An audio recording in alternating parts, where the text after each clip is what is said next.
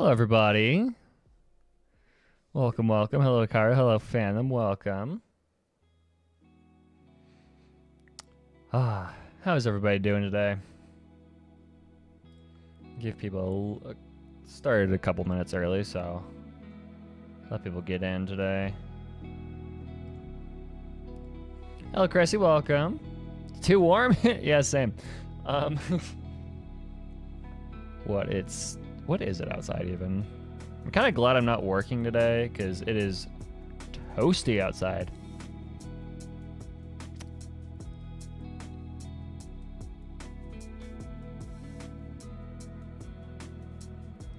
Hold on. Checking. Do I swap to Celsius?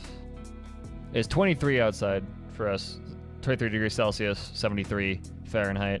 It is quite toasty. And it's only noon, so it's gonna get a little bit warmer. Oh, summer's here. It's 30 here. Wow. Okay. Shit. I thought 23 was pretty toasty. Apparently not. Although it doesn't help that I'm in pajama pants and long sleeves, so because I have that's all I wear nowadays. Maybe an occasional t-shirt. But yeah, it's heating up. It's good. We're getting close to summer, or we are in summer, I guess. So, yeah. Let's see what is there to updates. Yeah, I'm also drinking tea, which does not help. Doesn't help that I'm also drinking tea. Although I will say the only reason why I think it's not really, really hot is because of how much we've been getting rain. We have been getting obscene amounts of rain to where like our backyard has been getting is just been flooding because of how much rain we get. We're not supposed to get this much rain. We're the Front Range. We're by definition a desert. Like, this is weird. So I think the only reason why it's not reaching the 80s and 90s right now is because we have been getting rain cooling us off.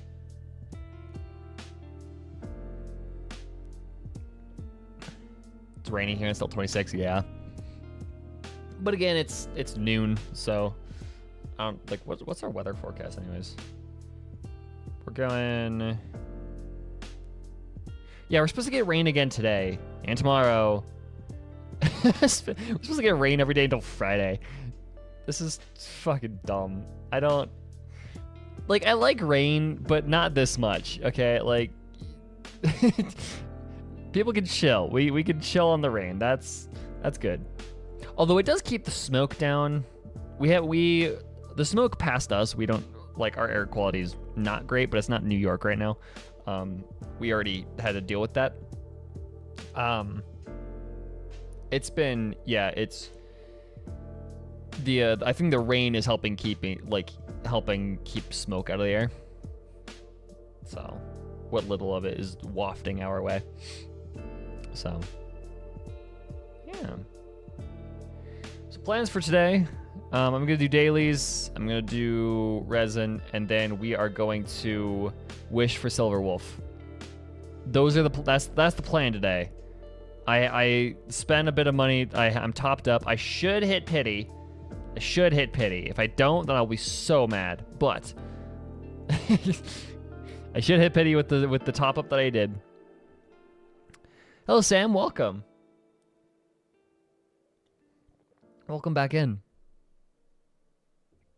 Yeah, I should, and I do have a guaranteed. So hopefully we'll get Silver Wolf, and some other useful roles. We'll see.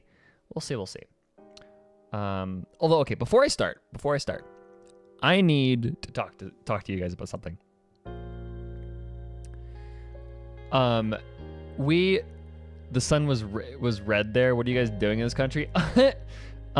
Canada.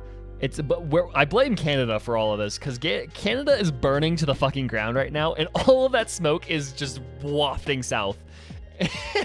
It is not. It is actually kind of concerning. Yeah. Anyways, so I I was like scrolling through Spotify recently, and usually I don't do that, right? Usually I just kind of stick with whatever is on my Spotify.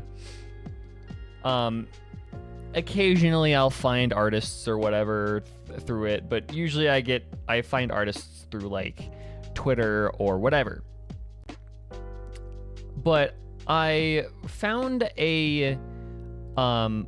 so Spotify gave me a recommendation for an album that I had never seen before, but the cover art looked really interesting.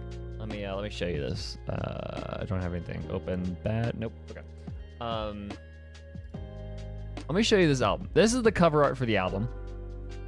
This is super, super interesting. It kind of looks like a video game OST. Like, it almost looks like a video game. So I click it and I listen to it. Oh my god. This album blew me the fuck away. If you need, like, it's so weird to describe because it's a mix of like EDM and ambient. If you're even slightly interested in that, listen to this album by A Cloudy Sky. Oh my god. It is so good. I have not had an album blow me away like this for a really long time. Yeah. So that was my weird ass discovery. Yeah, I needed to talk about it because oh my god, it's so good. Like, and okay. Anyways, enough of that. Enough of my weird music nerd talk. We need to play the game. We need to actually play the game. I don't know why the game is muted. I'll go figure that out. It shouldn't be muted, but options, sound, it is low. I don't know why fight music's playing. I'm just in the Shenzhou, like I'm just in the Luofu. I don't know why fight music's playing. Okay, that's weird. Go on assignment. What we doing? Level up a relic. I can definitely do that. Yes. Susan relic.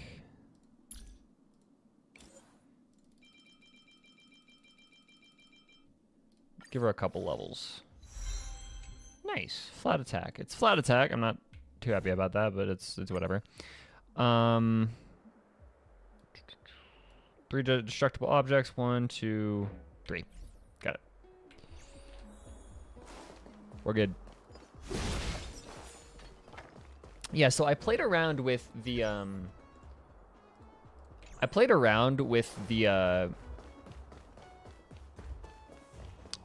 management system earlier. I do not want to be on 1440. There we go. So I played around with the management system, like the hotel management game mode earlier. Oh my god, it's fun. It's very weirdly addicting, and I don't know how to feel about it. Cause it just feels like straight up a Tycoon game. And I kind of love that. It's just straight up a Tycoon game. It's actually kind of fun.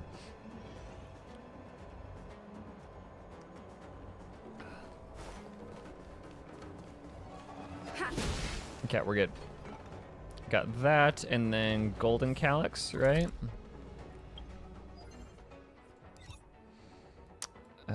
Golden.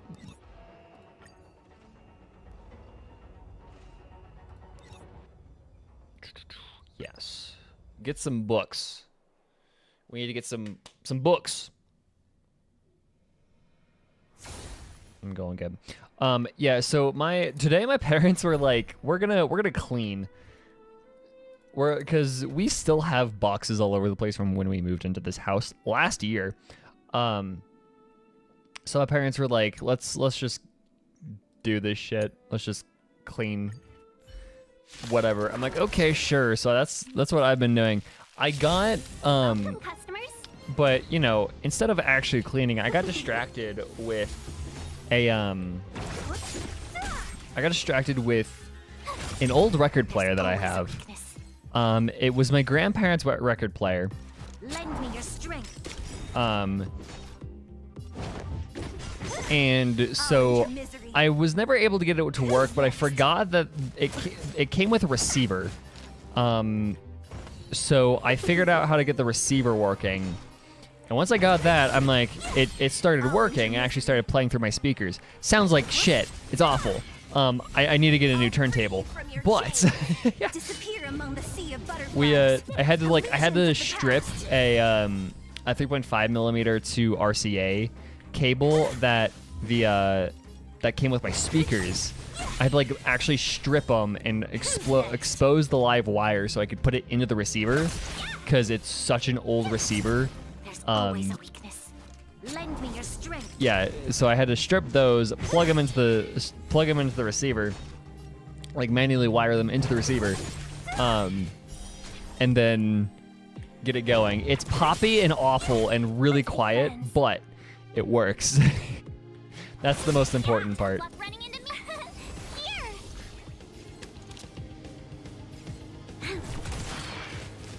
So instead of cleaning, that's what I've been doing today.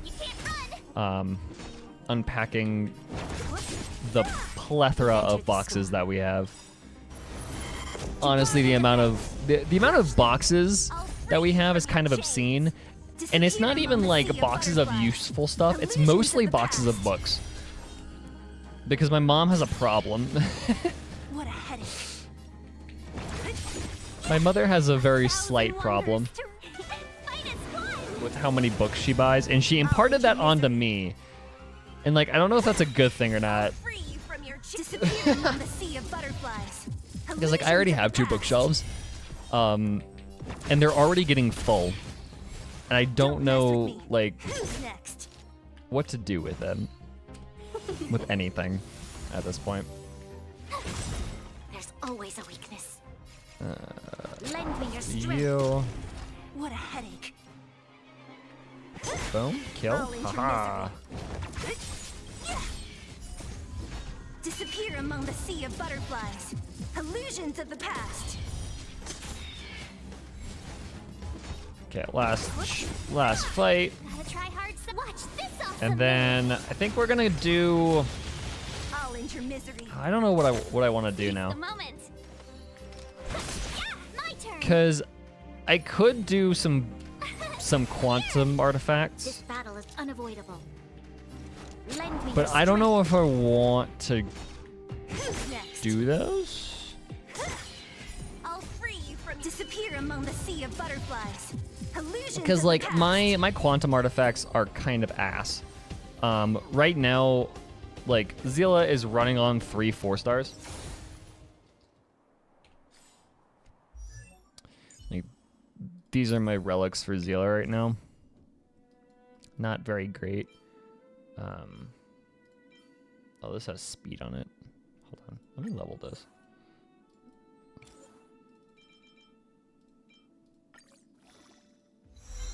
HP, possibly. But yeah, the only 4-star I'm running is that. Although I did get this.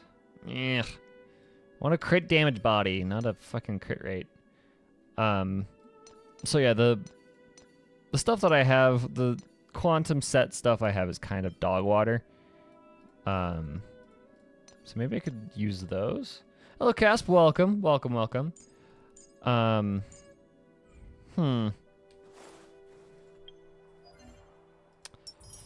conundrum.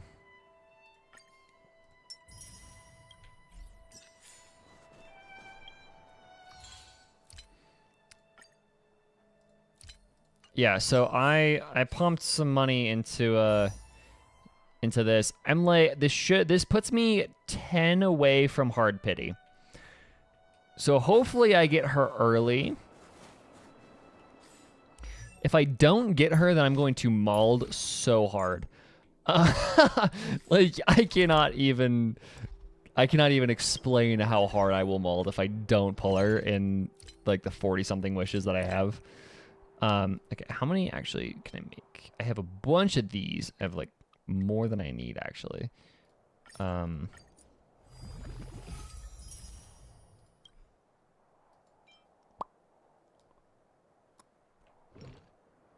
You know what? Here's what I'm gonna do. I'm gonna pull for her, and then we're gonna see what happens. We're gonna pull. Once Saritsa comes out, if she looks like Bronny, will be in the across the Bronnyverse. Hell yes, I will not argue for that against that. I would love it if we got Bronya. So much Bronya, as we should. Love Bronya. Anyways, exchange. Slow trade. 41. Let's get one wish out of the way. Making an even 40. Watch that. That was it. That would have been so dumb. Okay, we ready for this? What's the thing? Like you go to the parlor car and then you go to the chess set and then you do shit. I don't know. I'm just gonna go here and then something like that. Go to where she stands. Okay. Let's do it.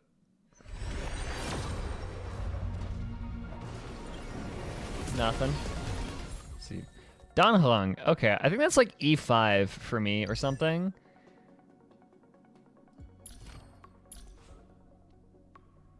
Yeah, I think that's like my E5 for Danhong.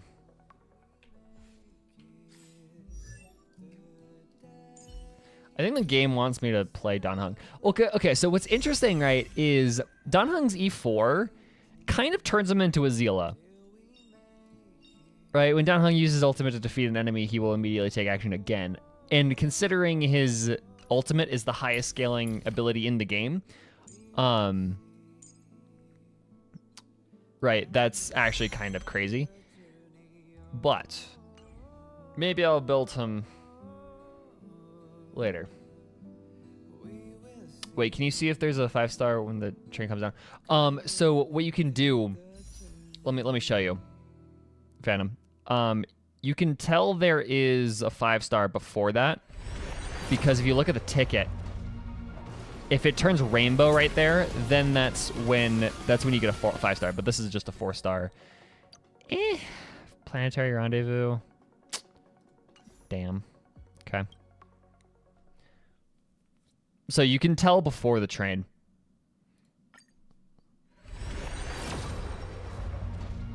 There? No. I swear, if this goes to the last one, I'm gonna fucking... If I don't get it, if I don't get hard pity, I'm gonna throw hands. Are we pulling for Wolf? We are. Hi, Serval. I'll take a Serval, to be honest. I don't know. Where's my E4 Serval? That's E3. That's not bad.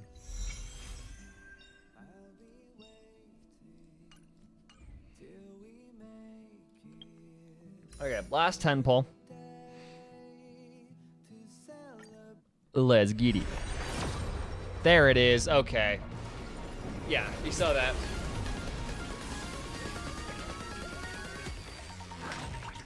Let's see if it's just one silver roll. It probably is. We'll see.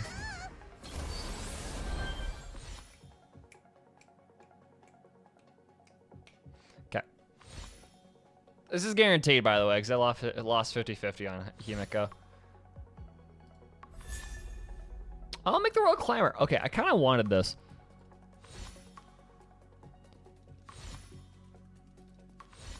It's just going to be one. There you are. Hello.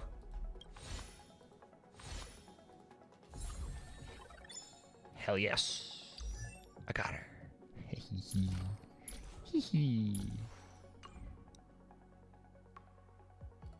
What does this do? Addition, the wearer regenerates 20 energy immediately upon entering battle and increases ultimate damage by 32%. Oh my fuck, okay. That's actually not bad. That's actually a really solid Erudition card. Okay, last 10 pull. I got her. Here we go. You get this. Actually, no. We're going to do equip. And then we're going to swap it with Pella. What do I put on you? I have no fucking idea. To be completely honest. I think I have like a 4-star pair of gloves that are really solid, or did I throw those away? I think I threw them away. No, so this is a 3-star set of gloves.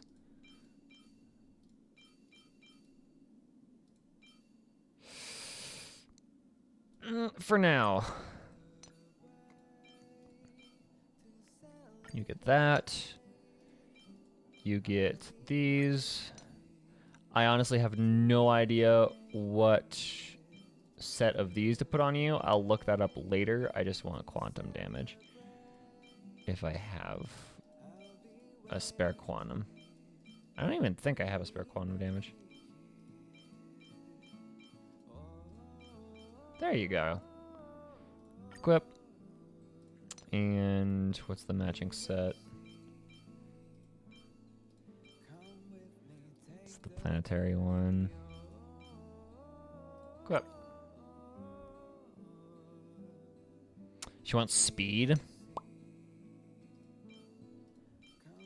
Well, no, that's a problem, isn't it? Because I got jack shit for speed pieces.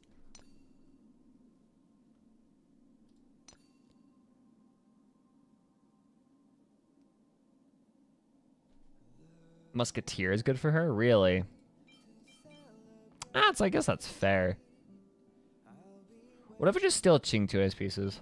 Because Qingtue actually has pretty okay stuff on her. I'm gonna do this. And then steal the rest of Qingtue's pieces.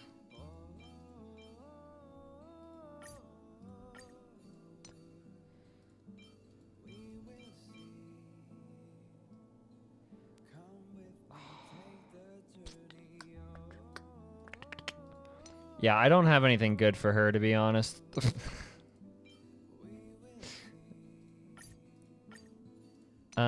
We'll take what we have, but I don't got shit really. Cause the only speed boots I got are on Tingyan. At least I know of. No, I do have speed actually.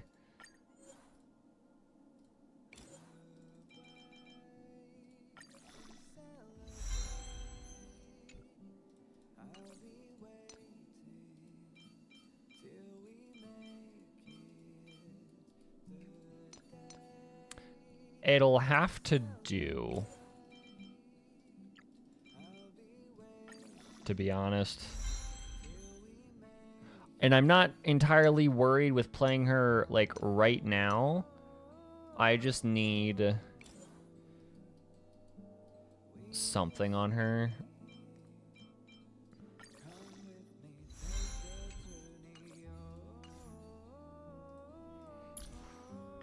Yeah, it's gonna take time to build her.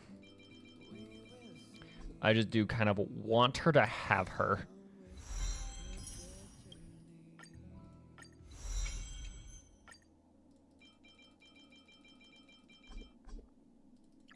Save those. Alrighty. Effect hit rate. Yeah, effect hit rate is her most important.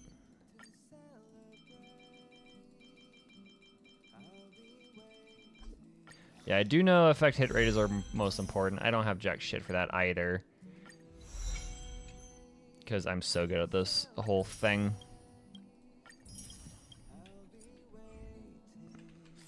Let's use these. Let's see, what absolute nothing do I get from free wishes? Yo, let's go.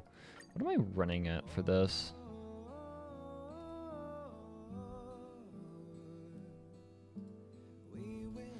$10, $15, $20, $25, 30, 35, 40, 45, 50, 51, 52.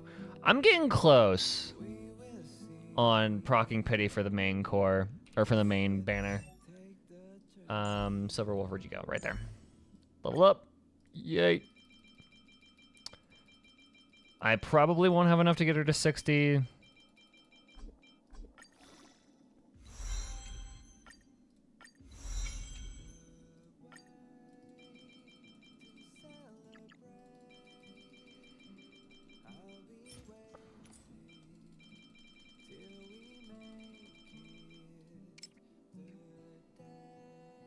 Oh, that's just shy. Oh my god, that's annoying.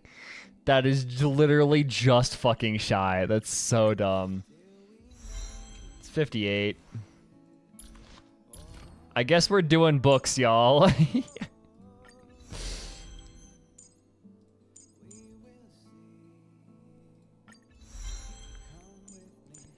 gonna do skill. And that. Need more of these. Synthesize. We building her. We're going, y'all. We're fucking going.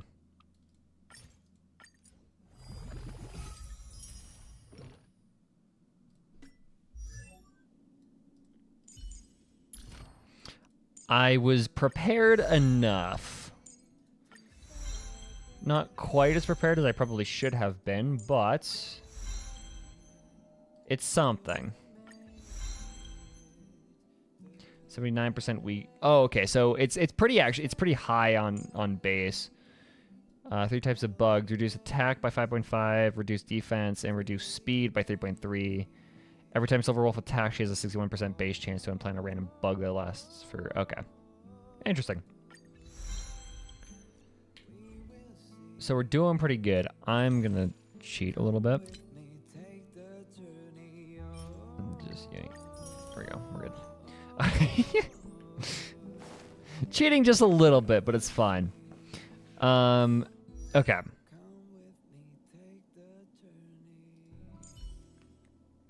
Yeah, and like 1300 is not bad for her. Her hit rate isn't actually very good. What's her effect hit rate is 26. Server's still not open.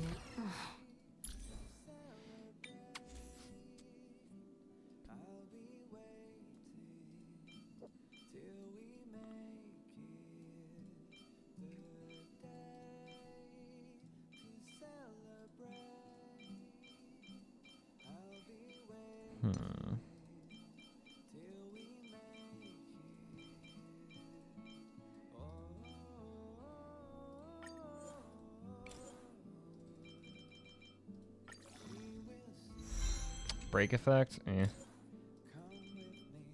5, 6. What do you roll for your second? If it's effects hit rate? Eh, crit rate I'll take. It's good enough.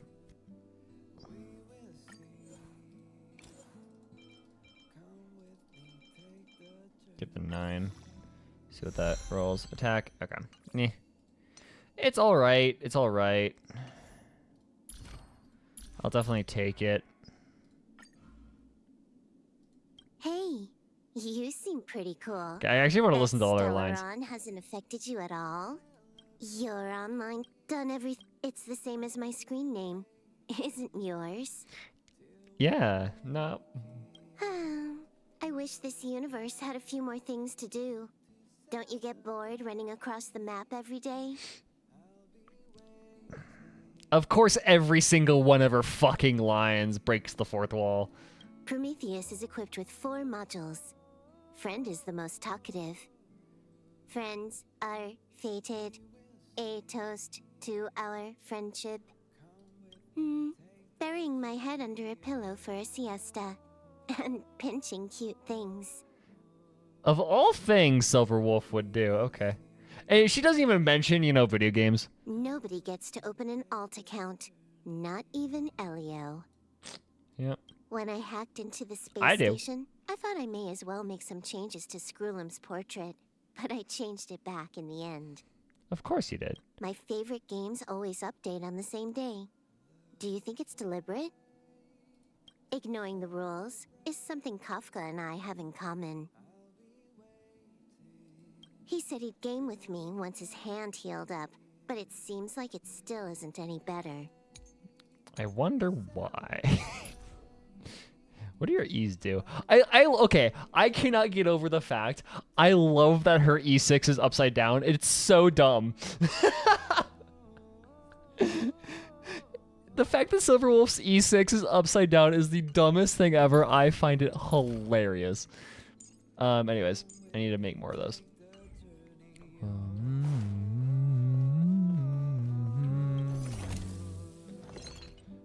Boop. Boop. Boop. Yeah. I love how inexpensive synthesizing is, because if it was any more expensive than it already is, I would be so mad. Fun fact, Prometheus is the AI that became the will of the Honkai in HI3. Oh, interesting. Huh.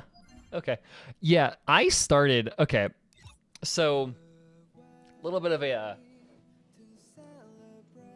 a little bit of stuff that I'm planning on doing. So I recently started on actually editing the video for the Sampo. I recorded the voiceover for that, and I actually have it going in Premiere now.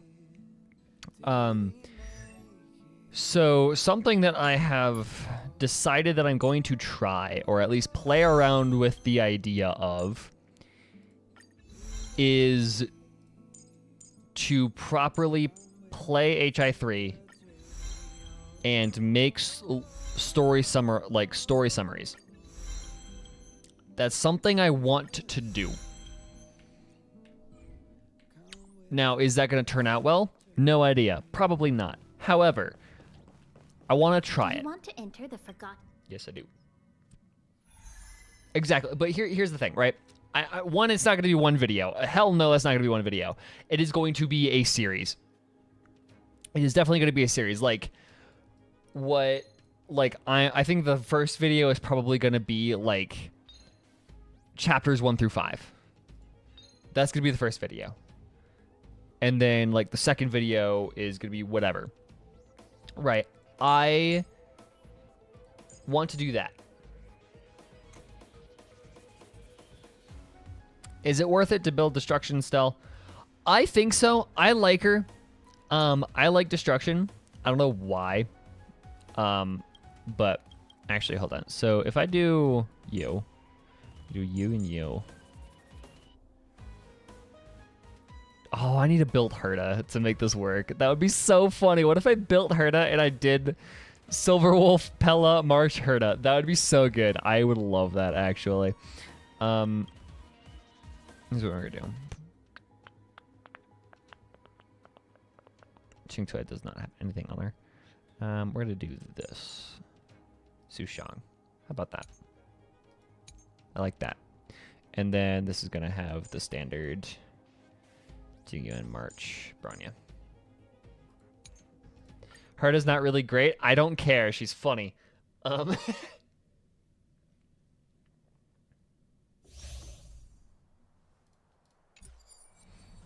This seems like an interesting team. Sushang, Natasha, Silverwolf. Absolutely no shielding, but I don't really care. No more playing nice. Let's make it quick. Yeah. Kudu. So if I do this, right? He already has a physical weakness though, so it doesn't really do a whole lot. This combat needs optima. This is double speed. Let's go. So yeah, that's kind of what I've been playing around with the idea of. Is No more playing. You're not going anywhere. Time for a buzz. Yeah, that's the idea that I've been playing around with, is making a series that's just a summary of the entire game. Okay. She's not great right now, but she's okay. That she'll be my project for the next while. It's just the fact that she actually like gives me room to have fun. Because what, like, this has an 80% base chance to add 1 weakness. So that's just fun.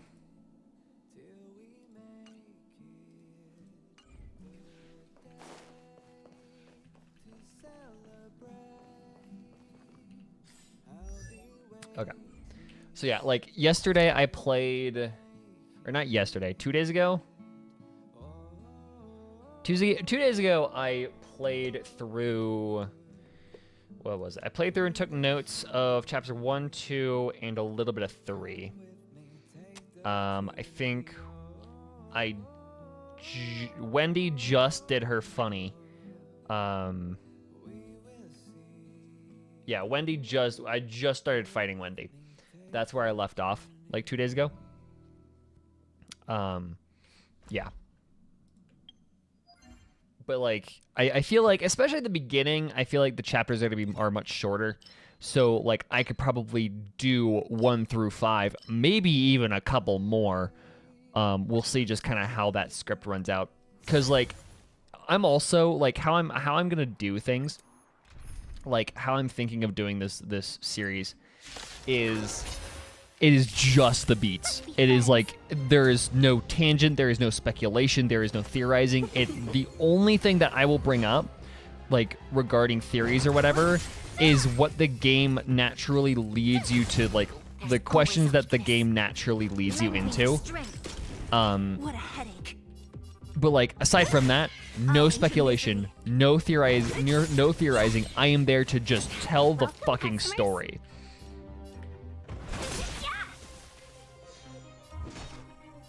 Right, and so that's gonna make things go much faster, and that'll make things way easier to summarize. There's a really small amount of lore-related videos for Honkai Impact 3rd. Exactly, and that's kind of why I want to do it, right? Because there is nothing. Like, a lot, like, even Genshin, like, Ashikai makes, like, summary videos. You'll pay for this. And stuff like that. Like, What a headache. Ashikai makes summary videos for Genshin. And that's awesome. This doesn't exist for Honkai, and I want to do it, especially since this is I'm mostly doing this for my own well-being, just so I can keep the fuck up with this game's lore. So you'll discover that even this is hard. I have learned, like I have heard that the lore of this game gets really, really complicated, but like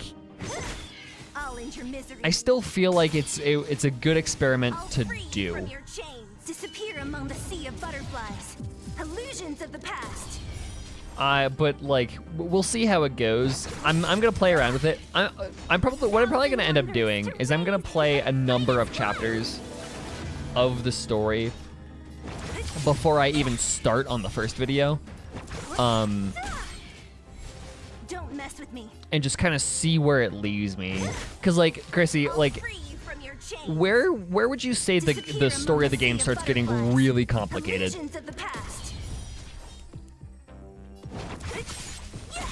Let's be friends.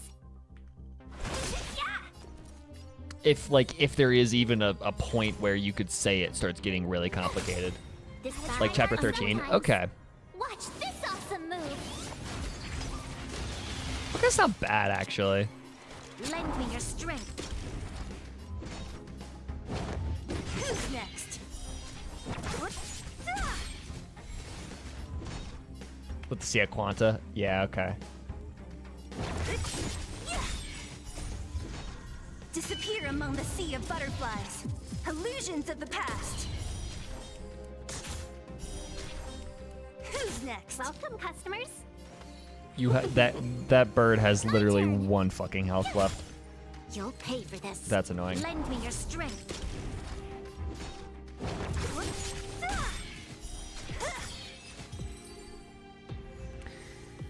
Because that's even if I'm able to get 2 or 3 videos out of the first 12 chapters, right? I think that's worth it. It was a worthwhile experiment. And like it starts even if it like starts getting a little bit too complicated for me, in the later chapters, I still think it was a worthwhile experiment. To even cover the first 12 chapters, because that's still a lot of story with a lot of, or not a lot, because I know this game is very, very confusing. It's story that we would not have gotten either way. Because I know a lot of the people that watch me do not like play Honkai. Like, they have no intention of playing the game. So I feel like it's just a good thing to tackle, even if it is for like the first 2 seconds of the game. Okay, we got her up enough.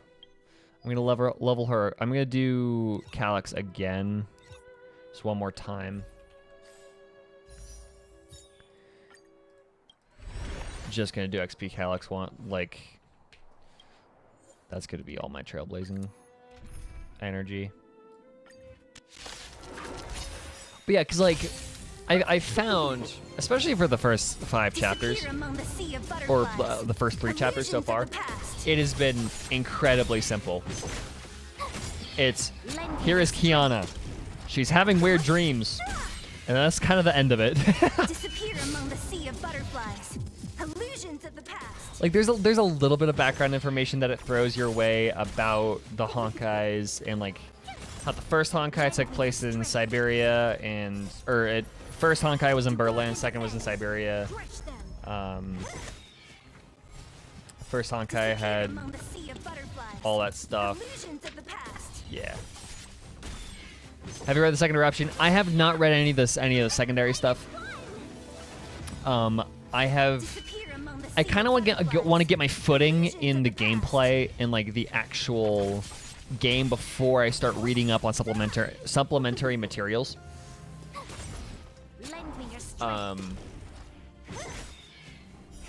Yeah. Disappear among the sea of butterflies. Illusions of the past.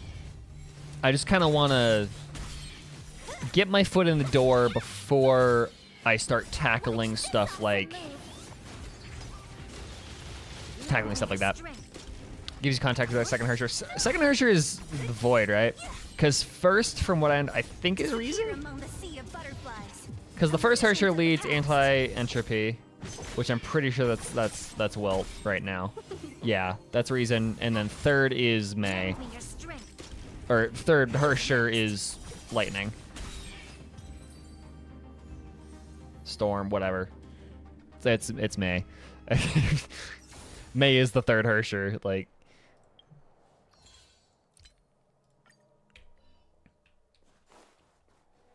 Thunder, that's the word, whatever it is. Close enough. Lightning, storm, thunder, it's all the same thing, right? Not even close.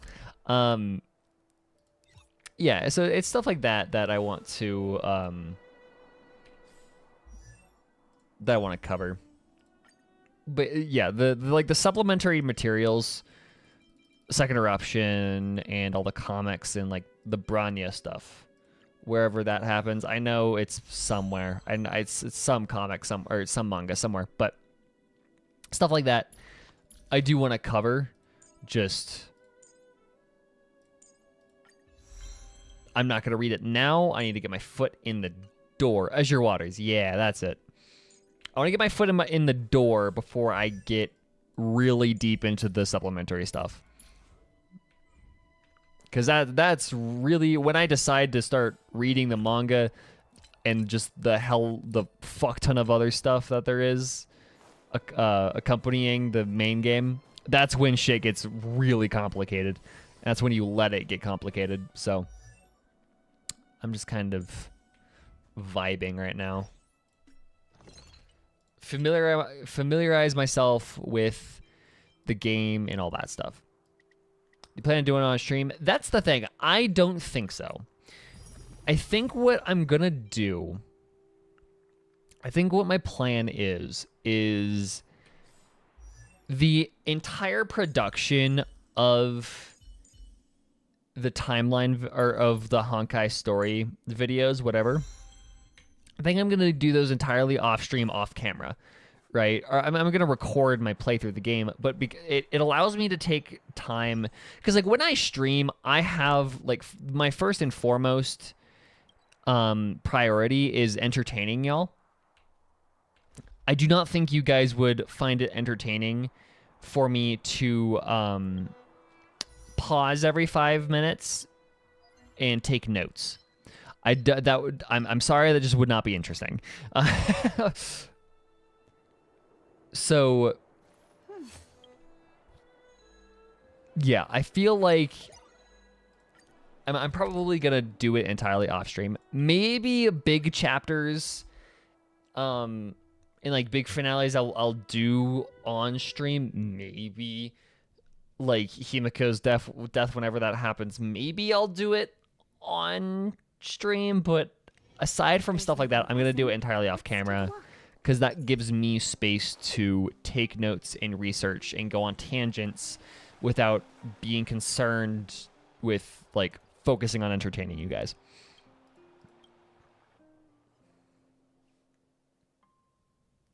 So, yeah. But that's because I already have like 3.5 pages of notes already on this. What is it? HI 1, 2, 3. I already have 4 pages of notes from the first 3 chapters, which is probably more than I need. But because like in the first 2 chapters, like 2 things happen. Like in the first 2 chapters, Mei saves Kiana, and Kiana has goofy dreams. That's really all that there's also the whole thing with the auditor and Otto and that foreshadowing, but like really the only thing that happens in the first 2 chapters are those 2 things. So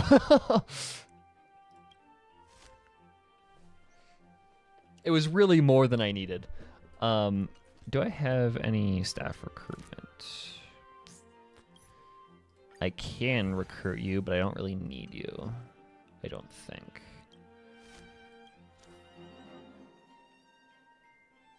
Because who could you replace?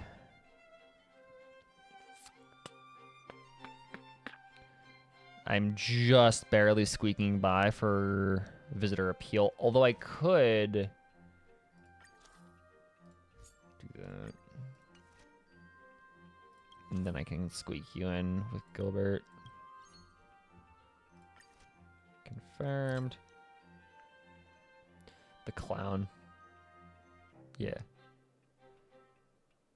But yeah, so that's the, and then it gets interesting with Wendy because then you're talking about the core, like the cores or the crystals. It's the gem of desire. And then that's the core of the second Hersher. And that's whole like Celine, all that stuff. But yeah, that's why I'm thinking I could probably do the first 5 chapters in one video, because chapters 1 and 2 have 2 things that happen in it. And like that sounds like a joke, but literally there's nothing that happens in the first 2 chapters. It's all just character introduction, pretty much. It's, here's Kiana, here's Mei, here's Branya, here's Himiko, that's it. Here's Teresa, like, that's it.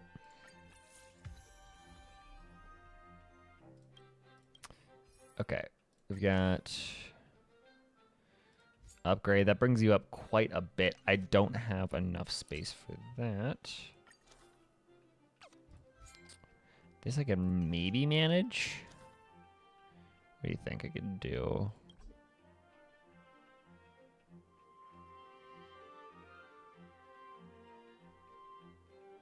Amo, I'm sorry, you're gone. Sherwell's fantastic fan. Do I have a replacement for you? I do. It'd be Gilbert. That's losing 4 educational value, but that's fine. I can make that. And Elaine.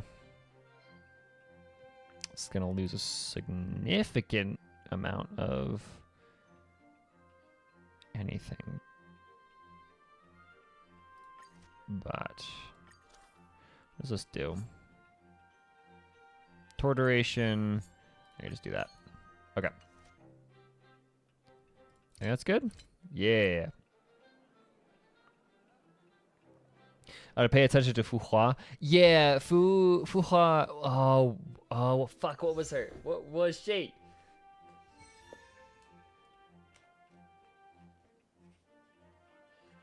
Her name was mentioned. I forget where though. Oh, Fu Hua was the class monitor. Yeah. Got it. Combat train with Fu Hua. Yep, there it is. Fu Hua. Yeah, that's stuff. But yeah, that's my plan. Okay. Let's do. Yeah, I also like the mechanics, like how it works. It's really neat resource management. Okay, now that I have Silverwolf, I can start stockpiling. These would be great for the general hall. They're all scattered all over Bellabog now, and I'm afraid there's no way an old-timer like me can get all of them. It'd be great for you to fetch some from backwater pass to this canyon. I've written its approximate location on the back of the treasure map. I have to trouble you with another trip. Sweet. Thank you, Oldon.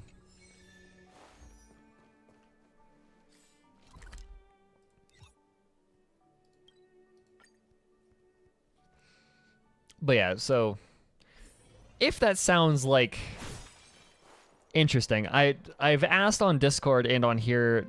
It sounds like y'all are pretty warm to that idea, and like the approach that I want to take is like very basic stuff that's mostly tuned towards understanding certain concepts in HSR. I want to tune it towards HSR because that's the game that I mostly play. This is the game that I want to focus on. So that's mostly the point of it.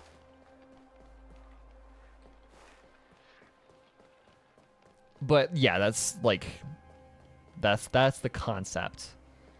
And I've gotten mostly warm reception from people saying that they would watch that, which is good.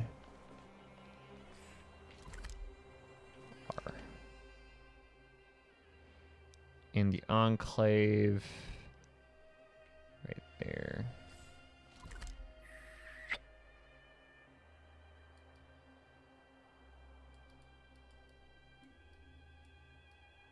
Where?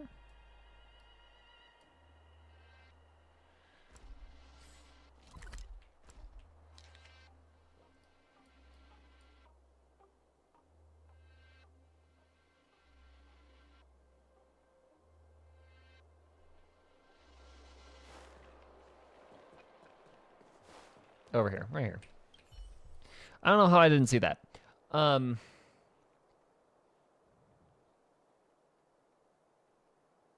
Also, this event was engaged in it. Oh, that was one of the few events I straight up just did not play.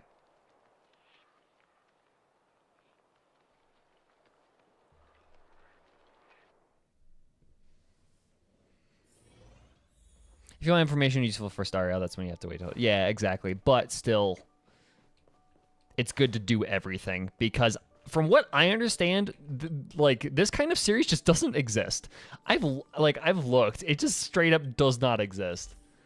There is a like a Honkai Impact lore group, a la the Conria project, that does written write-up, that does like written summaries.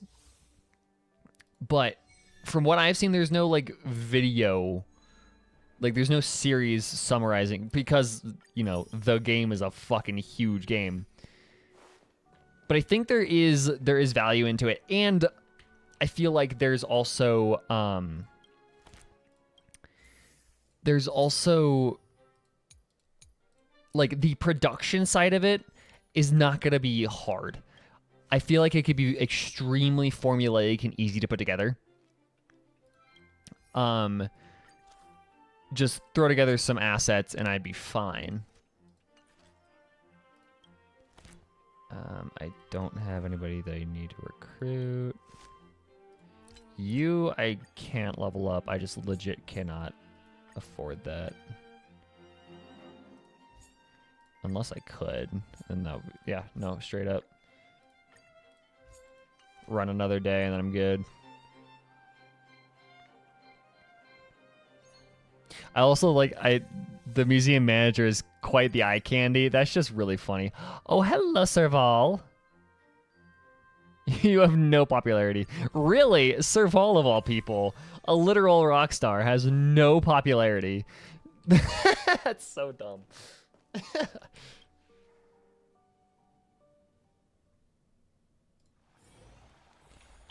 Discord ping? What? Hello. Yes. Ah, yes. What a nice camera angle that was. Sure.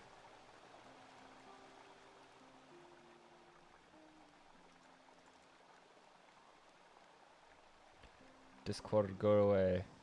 Spiffcord.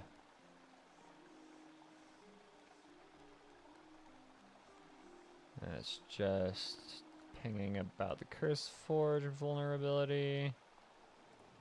Yay. Hayo is known for camera angles after all. Yeah. Yeah. Yeah. I was watching the Evangelion rebuild films. And I forgot about the camera angles in that show. Even if it starts deviating after the first film, cuz you know, the first movie is pretty much just a recap of the first, like, 2 or 3 Angels. And even then, just the... some of the camera angles in just the first film, I'm like, oh, I remember these. These are uncomfortable.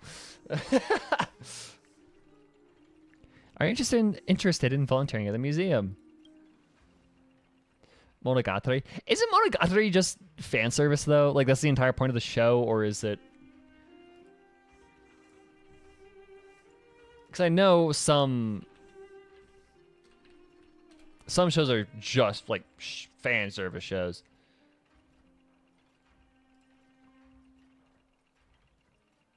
Yeah, it's a harem anime.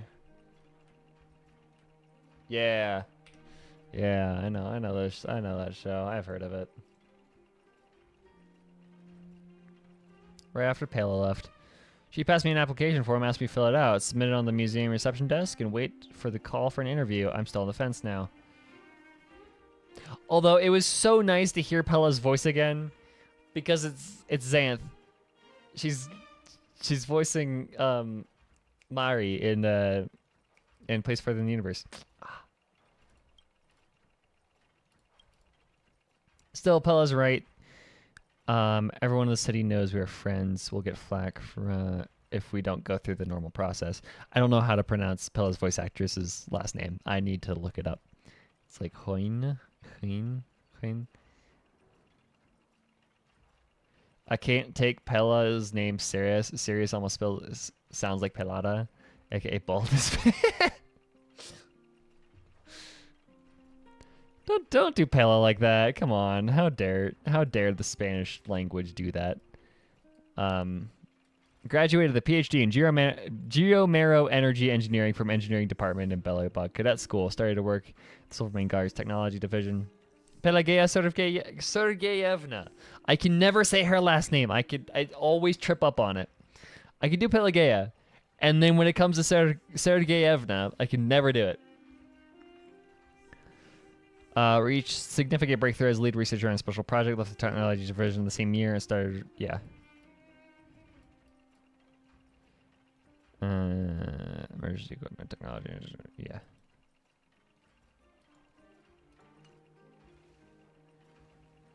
Pelada means naked woman or a game of soccer in my country.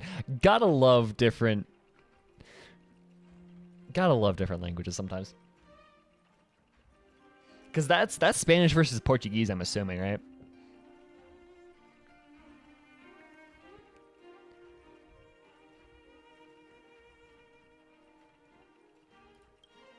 Yeah, exactly. Gotta love those two languages sometimes. Sound nearly identical, but God, they are so different.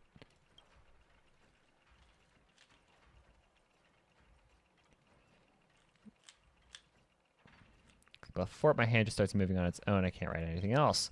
But yeah, this is the preferred style. The Kleepoth Forest should be fine. You should let us loose.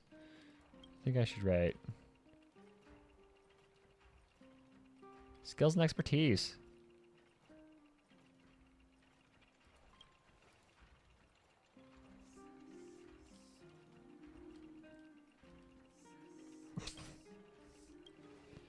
I may make changes to personal experience.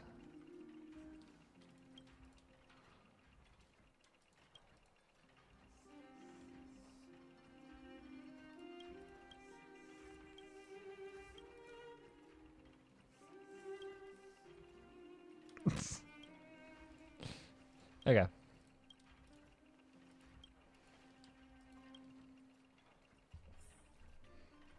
Let's go. Hello, Molly. Bye, Molly. I'm good at everything except making money. Yeah, when you're a musician, that's kind of how it feels sometimes. Because the amount of skills that musicians need to have, fucking absurd.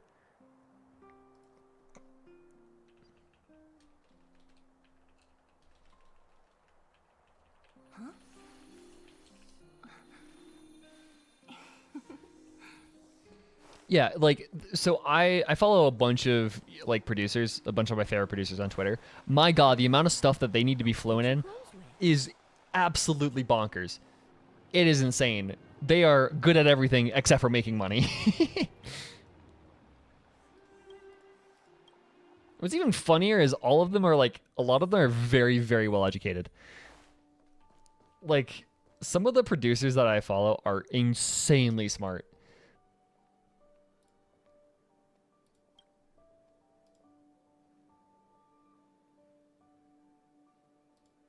Oh.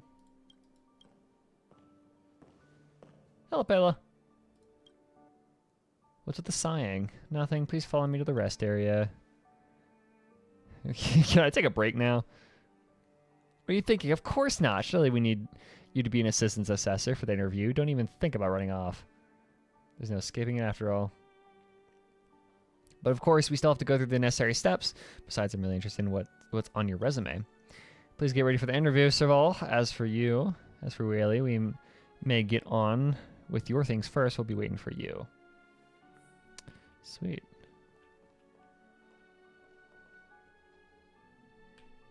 When you put Pella next to Serval, when you put fucking Stella next to Serval, you can tell, or Stella next to Pella. Look at how fucking short she is. Her eyes are level with Stella's stomach. It's so funny. Like, it just cracks me up. And Fusuan is the same way, I think. Like, I retweeted a picture of her next to Jingyuan. Actually, speaking of that, hold on. It's even better.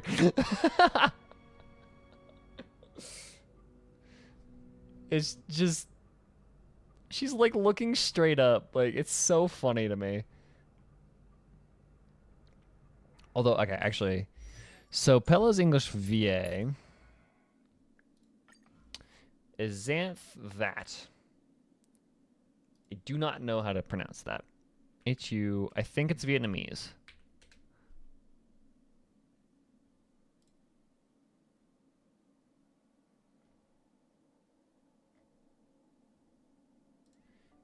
Pronunciation.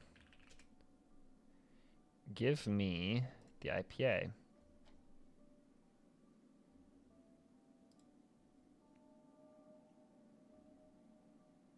Hun. Hun? Huynh. Huynh. Huynh. Okay. That's not hard. Huen. Yeah. Okay, got it. So Xanth Huen. She's supposed to be in. She's in the English dub of Place Farther in the Universe, and I am excited for that. Huen. Yeah. I am Lorax. I speak for the trees, but whatever the reason they answer. Oh my god. Yeah. Okay. Vietnamese scares me because I understand that it's a very, like, grammatically, it's a very simple language. It's a great language, like, grammatically, but phonetically, it is hell. It terrifies me how phonetically complex and just insane Vietnamese is. Because, like, it sounds like classical Chinese before it got rid of all of the consonants and developed tones, but Vietnamese already has tones, so it's crazy. It is so stupid. And now you're back. Can we begin the interview? Let's begin. Very well. Please get ready, Mr. Serval. The interview is about to begin. I just love this. Like, please get ready, Miss Serval. And it's Pella, you're her drummer. She's literally your boss. This is so formal. Well, Mr. Serval. Wait, let me ask Whaley something first. Did you provide any help to Mr. Serval in completing this resume? Absolutely not. I'm surprised to see Pella get this serious. Please be quiet. Pella going boss bitch.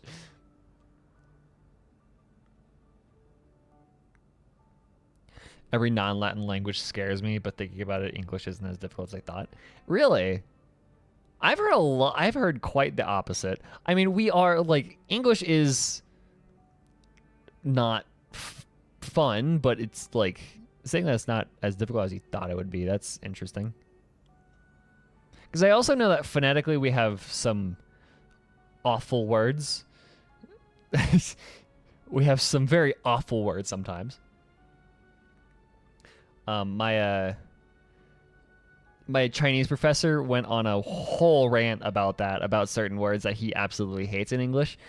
Because, you know, he speaks, like, his first two languages were Mandarin Chinese and Japanese. Like, those are his first two languages, which are phonetically very simple languages, all things considered, with very simple syllable structures. And then there's English, which is not. Yeah, the whole goats. I disagree with the whole goatee thing because it's none of those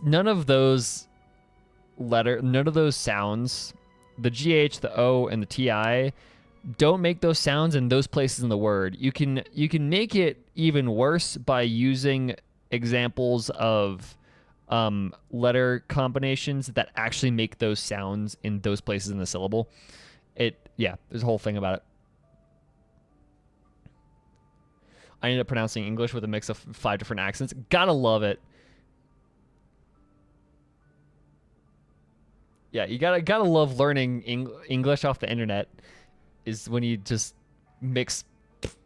smash two two dialects together. That's kind of probably, like, if I get good enough at Chinese, it's probably how it'll be for me, because I'll have, like, because one of my Chinese professors is from Taiwan, so, like, I have a bit of Taiwanese stuff. Like, I know it's supposed to be called Gong Fu Tea, Gong Fu Cha. That's the whole ceremony, but I like to call it Lao Ren Cha just because that's funny to me. Instead of it being Gong Fu, it's old person tea. But then my other Chinese professor is from northern China, so he, like, I have a lot of pronunciation stuff from northern China. I'm impressed every time I see someone learning my language. I say Swedish is easy to learn, but even I have troubles with it sometimes. So what's interesting, because I've dabbled a little bit in Swedish. I've dabbled a little bit in Swedish, and it's easy to get into. It's just the further you get into it, the harder it gets. That's what a lot of that's kind of the way a lot of Nordic languages are, because like Swedish and Norwegian, both Germanic, both pretty similar, especially for English speakers. Except there's like conjugation isn't a thing until you get into past and present or past and future tense, which is pretty neat. It makes it really easy to get into those languages. It's just when you get past the present tense, when you start talking about other tenses in other grammatical structures, that's when Swedish and Norwegian get pretty tough. And then Finnish is Finnish. Finnish is a different story. The Australian accent is quite strong. Really? That's neat. I do love Australian accent. It's really funny. Yeah, the Australian accent is really, really funny.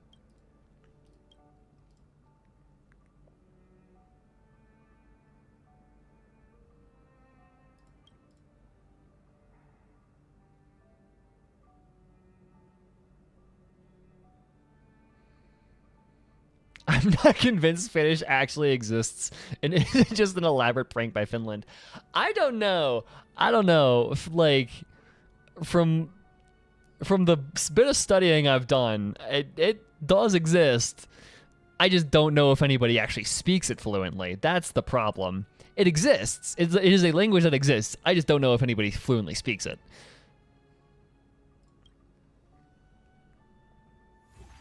Haha. We have Serval. Pelkakan. Yeah, no. Nope. It's funny. So in the game Control, one of the characters is the janitor Ahti, the most mysterious and confusing person in that entire game. In a game about pretty much the SCP Foundation, that takes place in a building that is infinitely large in the inside, that is itself an anomalous object, a federal bureau that deals with anomalous objects. The most confusing person in the entire game is the janitor. He's Finnish. He will just, like, whenever he gets frustrated at you for being incompetent or whatever, he will just curse at you in Finnish. It's so funny. Like a TARDIS, kind of, but it's like, it's an office building and not like a spaceship. It's weird. Play Control. If you have the machine that's able to run it, play Control. It's a really good game. But yeah, Ahti will just speak Finnish at you when he's mad, and it's really funny. I love Ahti so much. Learning Spanish may be easier to learn to me than learning English, but it's still surprisingly hard. Yeah, like the one thing that I find funny about Spanish, phonetically a very, very simple language. I love how phonetically easy and like distinct Spanish is. It's just the grammar is approaching, like, it's approaching Finnish almost in how complicated some of the things can get. Like how complicated and involved conjugations and case is. Okay, so what do I want to do actually? So I can bump peak out of here. No, I can't. Wait. No, Serval's going to the front. Because if I bump peak, there we go.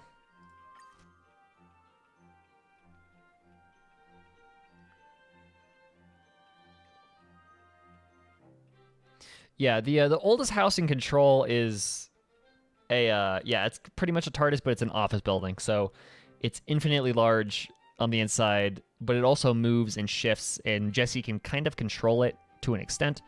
Yeah.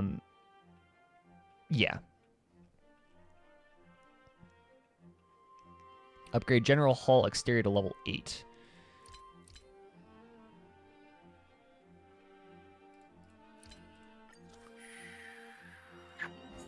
You are level 7. You're in the bounds, though, so that I can do that.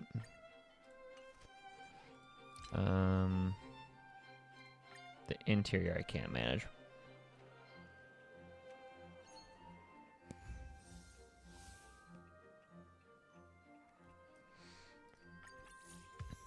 And like, yeah, I feel like I probably like should learn Spanish, but I've never like whenever because like I really like learning about languages and learning languages. I find it a blast. But for some reason, whenever I do Spanish, it just kind of kills, like, it takes any wind out of my sails. I have no idea why. Maybe it's because I was forced to learn Spanish, learn in quotations, in elementary school.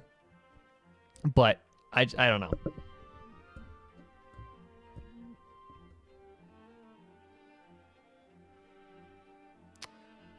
Let's see.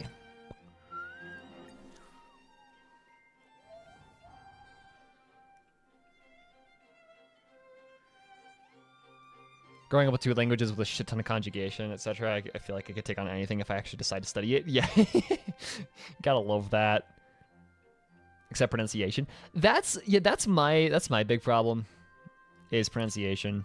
Because I'm like, I could probably get really, really good at speaking Chinese if I actually decided to go on, like, because I'm in the Chinese learning Discord, right?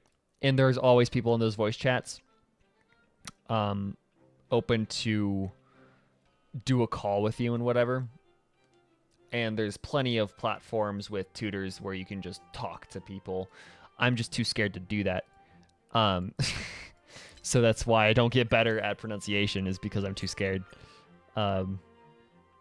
Which, yeah, you feel that.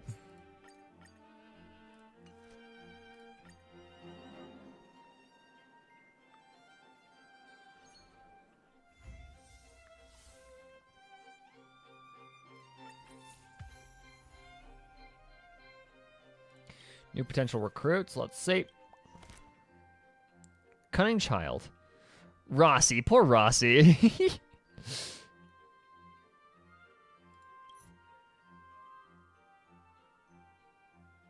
Funnily enough, the only time I actually spoke English, the guy thought I was Russian. Really?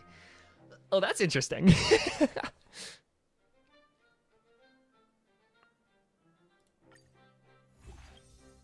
Cunning child. Yep. Let's see.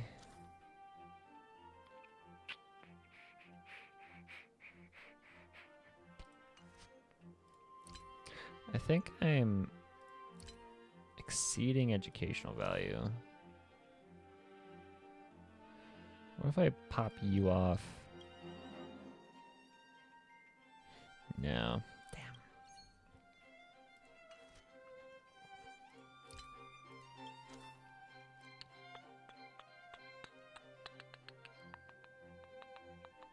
It's nice to have by the side, though. If I ever have an excess of duration, then I'm fine.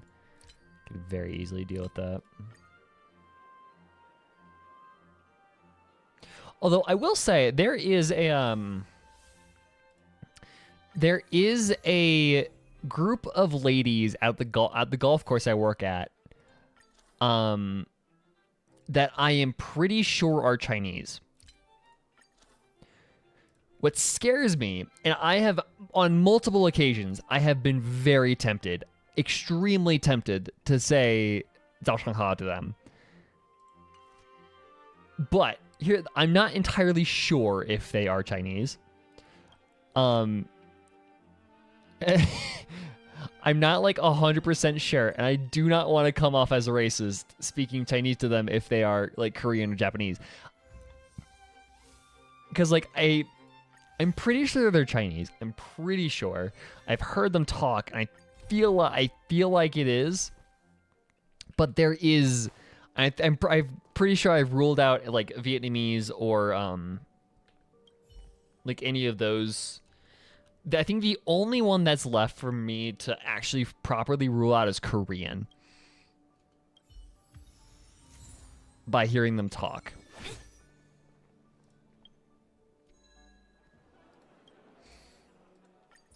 I want to make sure that they're actually Chinese before I actually try and start speaking Chinese to them. I've been tempted on so many occasions because I'll drive by them all the time. They'll wave at me. Occasionally, I'll occasionally I'll stop by, like, stop next to them because they're teeing off or whatever. All that stuff. I'm very tempted to talk to them, but I'm just not entirely sure if. But that would be awesome. That would be awesome practice for me if I could just, like, if there was a regular group of people that I could practice with at the place that I work.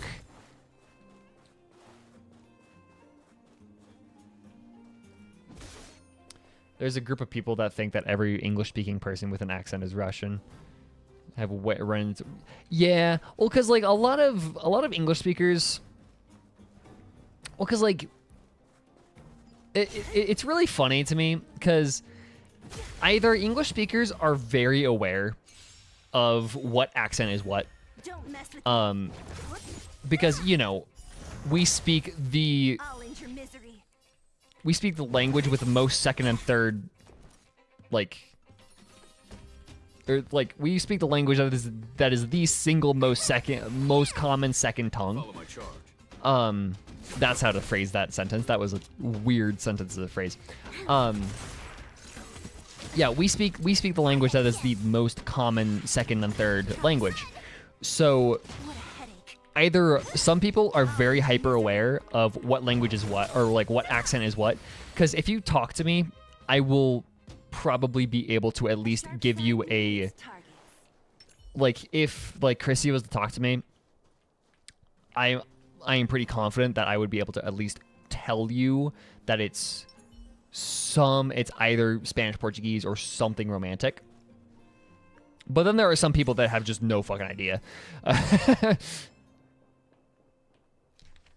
Oh yeah, I know what that is.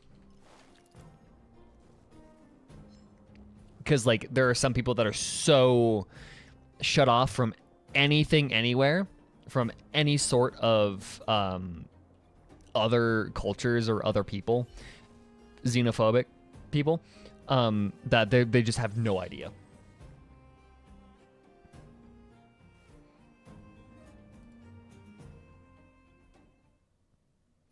Because like Russian accents are very, very distinct.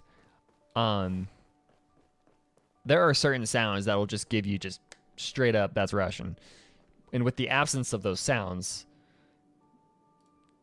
like it's got to be something else. AKA that very, very tight. I can't make the sound that I'm imagining. It's just a very, very, very tight fricative in the back of the throat. It is so strange.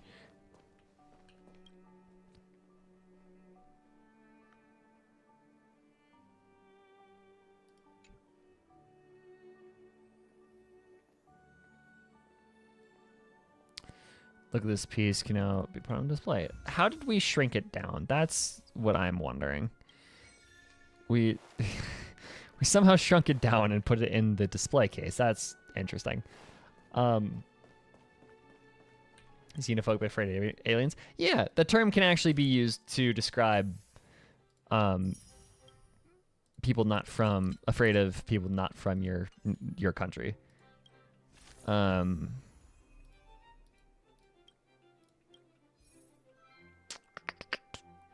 recruit a total of 10 assistants and complete one round of management. Wow, would you look at that? Already got it done.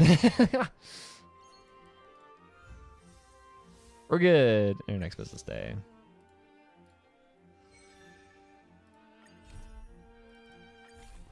I can keep going. More antiques. Well done. It's just an Ati. It's like he reminds me of Ati just from being an old dude that just curates.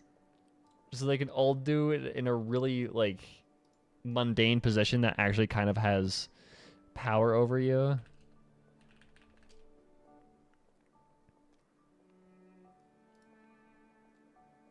Let me show you Ati. He's really funny.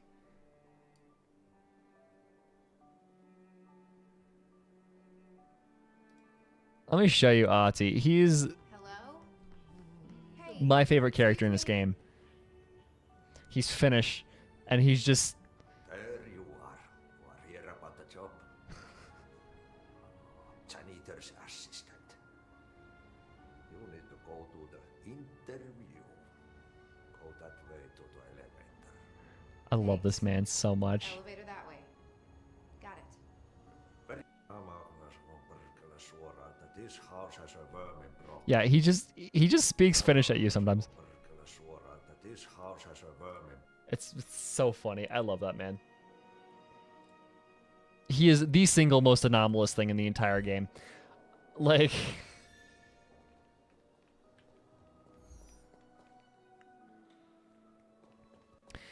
I mean, the word itself means afraid of strangers, but it's kind of, yeah, so I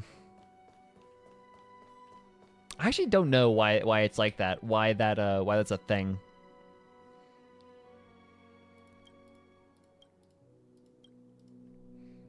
Why phobia has kind of become a term for hate.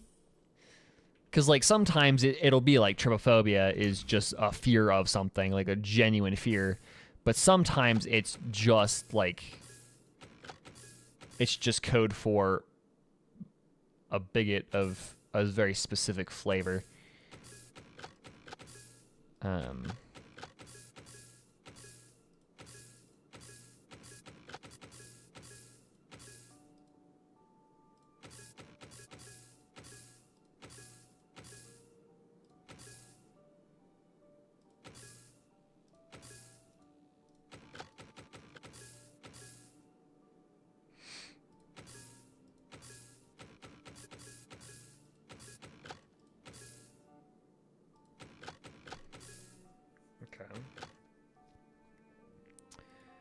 So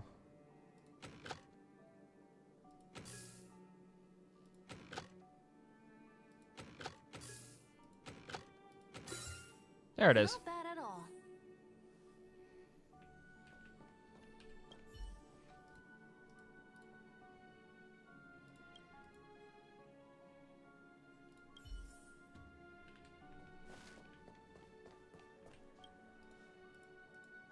Yeah, I would have to do research into the etymology of that and, like, how phobia became both a fear of and a hatred towards at, like, the same time.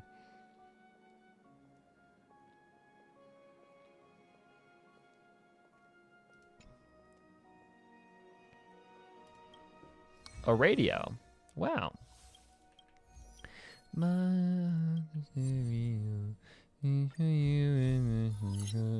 In my thoughts and every no. Uh-oh. Good to Hello, see you. Pella. The General Hall has been receiving a lot of visitors lately. The yearning for history and art has reawakened in the hearts of Belovagians, thanks to your superb management. I just love her so much.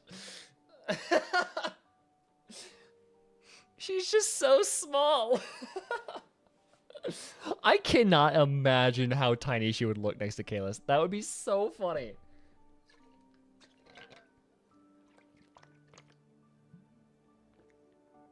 Honestly, when I started this game, I had no idea that there would be this much variety in the characters and, like, the character designs. Like, I did not think we would get characters this short, but now that we have them, I just find it so funny. Tend to avoid what you fear. Yeah, fair enough. I guess maybe, like, homophobia and those terms were originally, like, xenophobia, were generally, like, first used to say a fear of those people. They made you uncomfortable, but then the connotation slowly changed when people started to realize what, you know, that actually meant. Being uncomfortable around gay people means you're kind of an ass. Like, that's just how that works. You know, I never guess you'd become a pro at this job. I only wanted to take Yeah, that might also be working here. be a part of it with the gay panic in the 70s.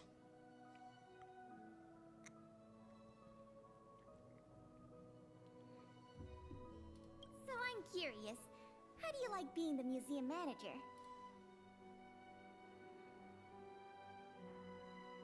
It's loads of fun. Right? And it really It is gives you actually a quite sense fun. of I think it's pretty fun. Like, I love management games. I love Tycoon games when they're like have a simplistic level of depth, but they're or okay, not like that. I like Tycoon games when there is depth to it, but it's very easy to ease your way into. So like this as an event for 6 weeks, fucking perfect. It's resource management. There's enough depth to keep you engaged, but once you get past a couple of weeks of it, it's gonna get boring. It's great. Anyway, there's something else I wanted to talk to you about. There's been a new development in the museum theft case. Oh yeah, this is the thing that's happening. First, I need to show you something. Here, this way. I love her. After the General Hall opened to the public, the Silvermane Guards and Wildfire did a follow-up investigation in the underworld. Progress was really slow, but they managed to hunt down some new clues. Oh wait, hold on. I can do this. Give me a second. We're gonna do this. You. Silverwolf. March. And Pella. Hee. If the next stage of the investigation is successful, Comma. Enable team. There we go. we should be able to open up the industrial hall to the public.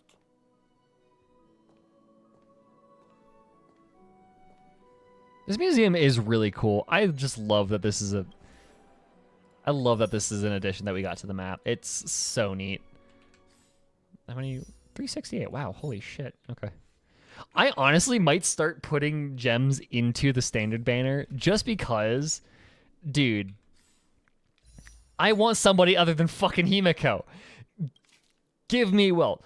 Give me Japard. Give me Clara. I'll take a fucking Yanqing. I don't care. Give me somebody. Anyways. Yeah, it's fun to see big number go up, true. And here we are. That is a nothing. The item that's supposed to be in this exhibit is a modern sculpture called Gears and Wisdom. Okay. It's a little hard to describe. Sort of abstract.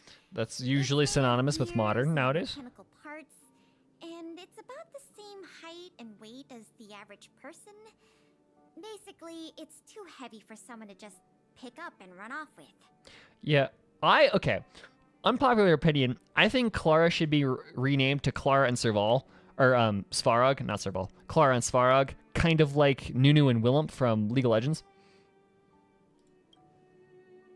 As you can see, this sculpture was placed at the entrance hall of the Industrial Hall because it symbolizes the industrial spirit that Belabogians have lived, breathed, and produced for centuries. Because Nunu and Willump, multiple years back, used to just be Nunu. That was the name of the champion, which is Nunu, even though it's a boy and his Yeti, Willump. But when they did a redesign for Nunu and Willump, they renamed them to Nunu and Willump. I think they should do that with Clara. It should be Clara and Svarog, not just Clara, because she doesn't do shit. Kind of like how Nunu does nothing. Without it, the Industrial Hall loses its soul. We have to retrieve the sculpture before we can open to the public. Where should we look? It seems we'll have to make another visit to the underworld. It took nearly 20 years from design to completion to make Gears and Wisdom. We can't let all that painstaking work and talent go to waste. I received some intel just earlier today.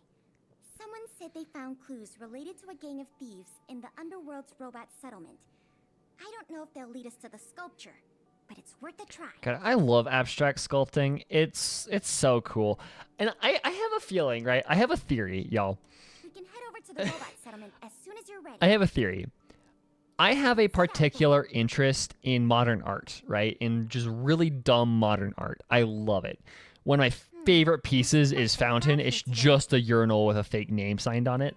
It's really funny. I don't find it like intriguing. I just love how dumb and absurd it is, right? I have a theory.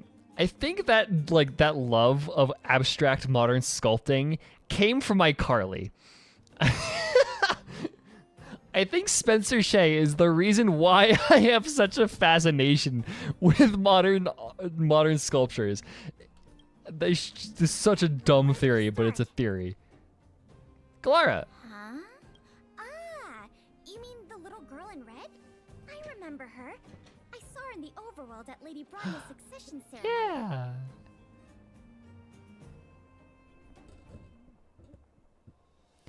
Hey Ryo, do you know why? It's because Chung Chung is also voiced by Xanth Huen. Huen, that's it. I'm pretty sure Chung Chung is voiced by the same person. I think it's also...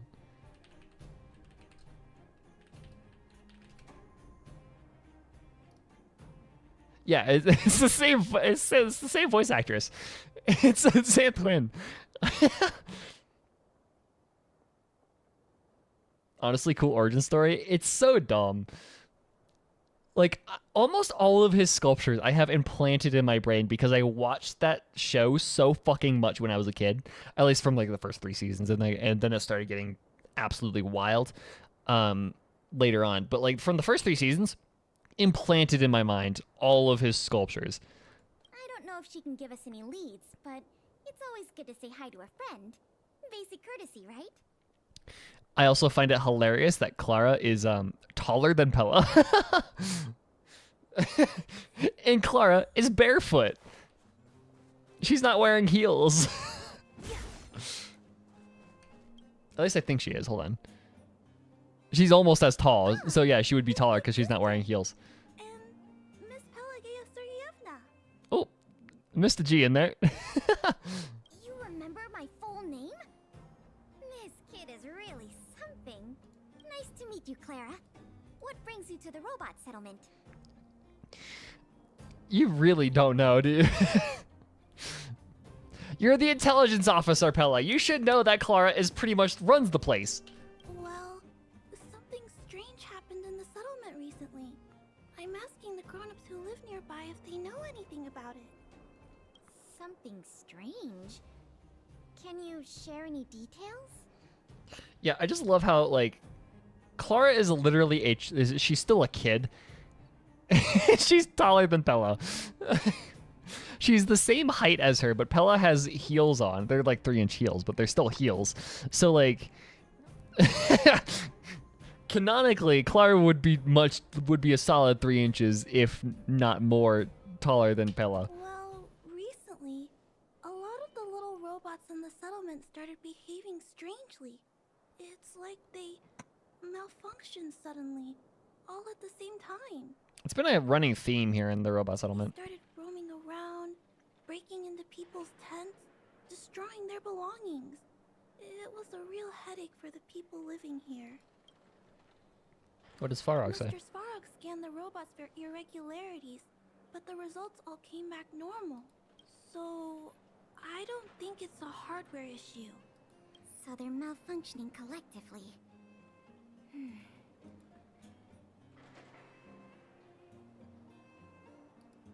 Using the robots to mine Since Bitcoin. we're already here, Clara, we'll help you Yeah, there's investigate a what's going on with the robots. it's just a bot farm. It's just making a farm. Really? But don't you and Miss Pala have They're something part of a important DDoS to network. It'll be fine. We have other people in the underworld working on the investigation too. Besides, we don't have any clues yet, so we may as well do something useful. Thanks a lot. I was worried about handling the robots on my own, but with your help, it should be easy. The duty of the Silvermane Guards is to serve the people. So where can we find these robots? Clara, can you lead the way? Of course. Just follow me. Let's go. Yay, Clara.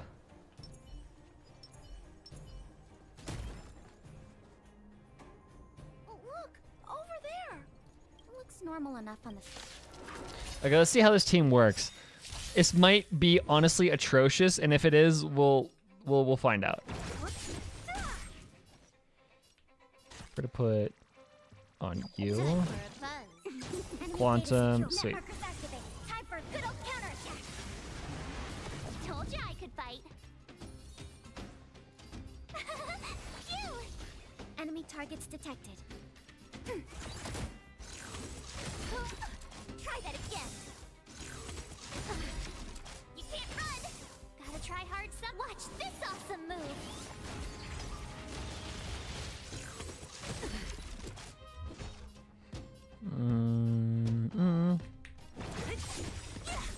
dum. Free you from your disappear among the sea of butterflies. Illusions of the past. I'll end your misery. Time for a fun. My turn. Sweet. That's so useful, dude. Oh my god. She just opens up so many possibilities. Are all the robots in the settlement like this? No, it must be malfunctioning. Sorry, little robot, but it looks like you're sick. I'm gonna take off your shell and give you a checkup.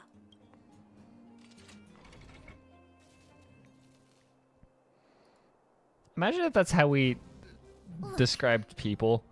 Sorry, dude, you're pretty sick. I'm gonna have to open up your shell. This component doesn't seem like it belongs here. Oh? Claire, can I take a look? It's like they're just throwing like USB killers into. Oh, of course. There's no mistaking it. This component was taken from Gears and Wisdom. Really? So people are just fucking. People are just taking shit off of sculptures. Who do you think? It's obviously the same people who stole the meteor fragment. No wonder Wildfire and the Silvermane guards were never able to find Gears and Wisdom. Took it out. Keeping Took it such apart. a conspicuous piece of art around wouldn't go unnoticed. The thieves must have disassembled it and hidden the parts inside the robots. But the best laid plans of snow, mice, and men often go awry. They didn't realize the parts would interfere with the robots' systems and cause them to run amok. That is an idiom I have never heard. I'm assuming the snow was at. Let me look that up. That's actually kind of a neat idiom. Is that where the book got its title?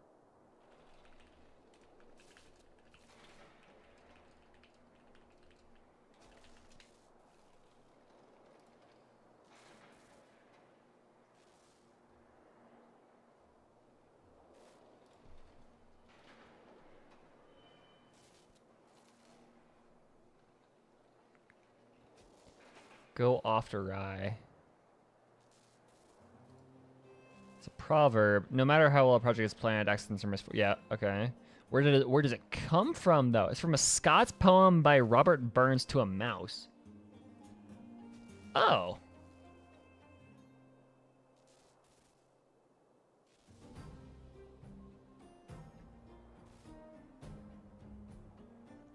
Huh. But Mouse, you are not alone, and proving foresight may be vain. The best laid schemes of mice and men go off awry, and leave us nothing but grief and pain for promised joy. The more you know. Okay. That's actually really fascinating. Now we just need to find all the malfunctioning robots and retrieve the sculpture pieces one by one. Two birds and with one I stone. never imagined this would help you solve the case. That's great. Let's get to work then. We're going to get all the stolen pieces back. Hell yeah.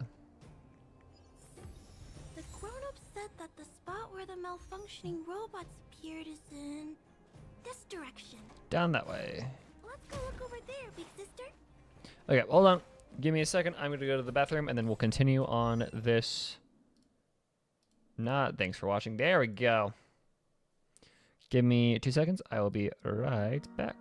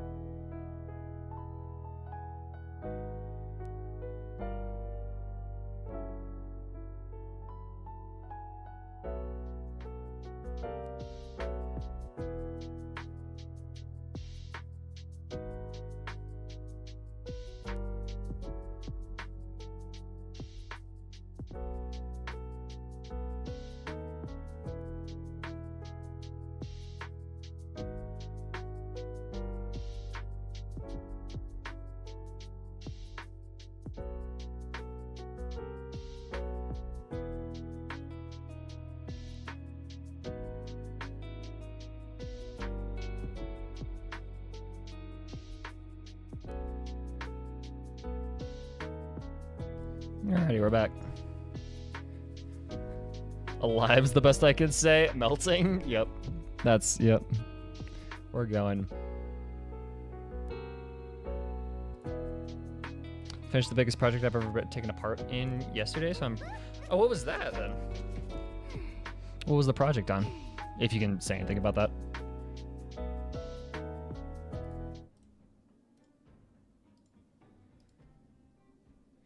I need better relics on you too, because you have 3-star boots on, bro. Bro, momentum. Do I have better, like, floofier boots for you? No, you have just HP. Bruh. I need to build characters better. Film production of my school's latest musical. Nice. Love that. I have an ice damage, right?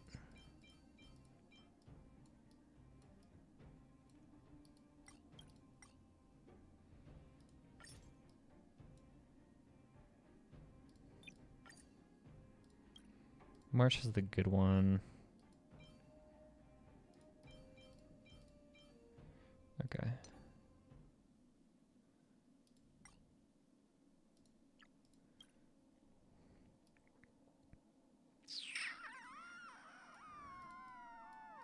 I do not have any good ones.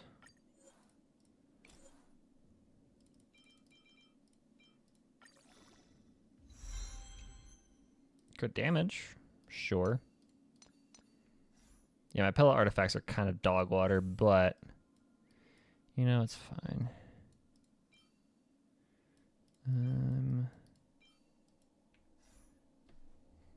To be shown at a local cinema on Tuesday. Nice. That's actually kind of sweet. Well, congratulations on finishing that.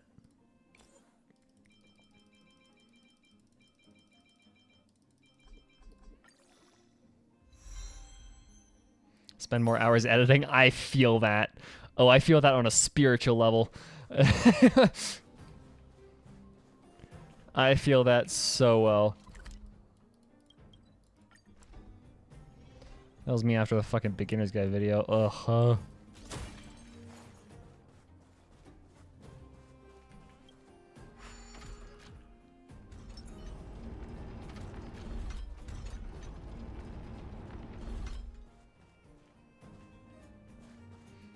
They have to. Fine. So you are afraid of me. Time for a buzz.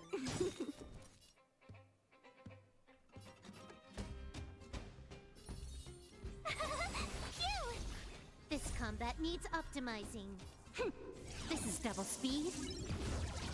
This is double speed. 2000 is actually, with how shitty her build is right now, that's actually quite impressive. Enemy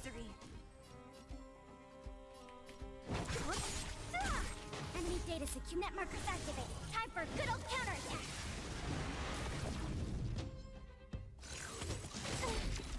Try that again. Huh. Moran, time for a buzz. Told you I could. Commencing support. Ready for another? Don't mess. Who's next? The little robots in this area should all be back to normal now. We also got some parts of the sculpture back. It's not a lot, but it's a start. Let's start looking in the next area. I just love getting to hear characters that don't get really much screen time. Like, it's so great listening to characters talk that don't get screen time. Like, you know, Pella. Because Pella got jack shit for screen time.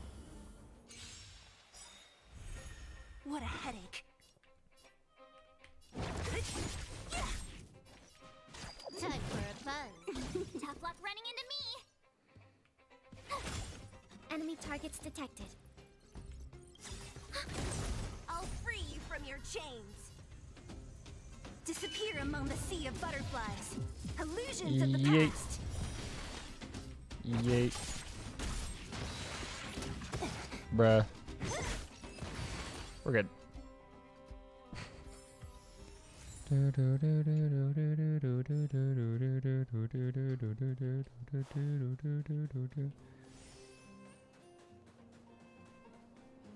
Well, good luck on the screening, Raya. Nope. There we go. Thank you. I don't know why that missed like 3 times like that. I'll free you from your chain. Disappear among the sea of butterflies. Illusions of the past. I'll end your misery. Gotta love the explodey, guys. So fun. Looks like we rescued all the robots in this area too. This is taking longer than I imagined. At this pace, it'll take us the entire day to fix all these robots.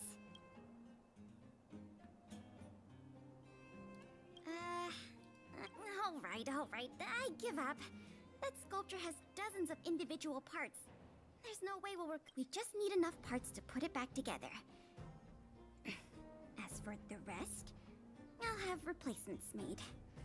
Yeah. But Cheating. you have to promise to keep this a secret. You too, Clara. Don't worry. I'll keep your plan super secret, Miss Pela. Thanks, Clara. It's just Stella looks like a fucking giant compared to these two. It's so funny. Like, it's just so disproportionate. I feel like when you look at the scene, right, you feel like Pela and Clara are like regular sized, right? They're just like regular sized women, and Stella's just fucking massive, but nah, it's the other way around. They're just really small, and Stella's just above, she's still tall, but she's still like regular, like she's human sized. These two are just so small.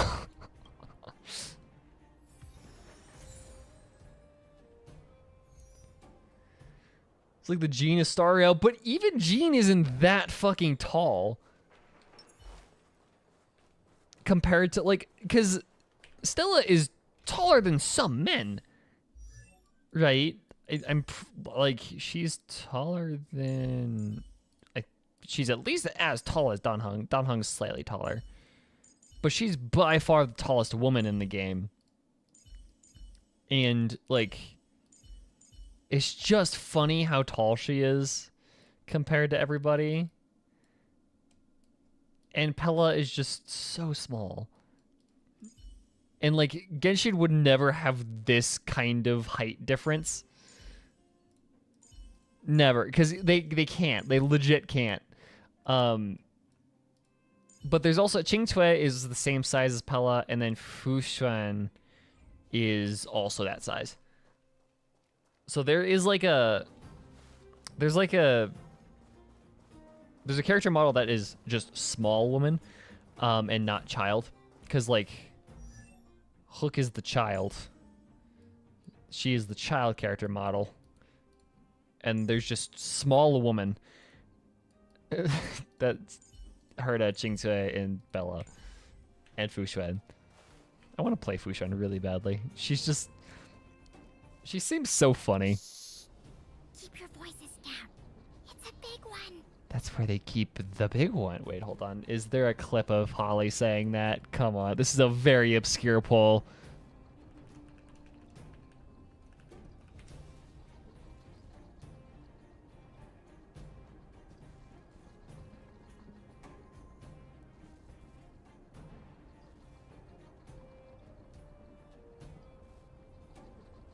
Hold on.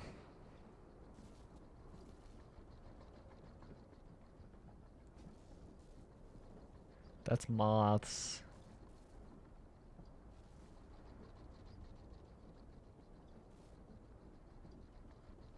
Oh, I so badly want...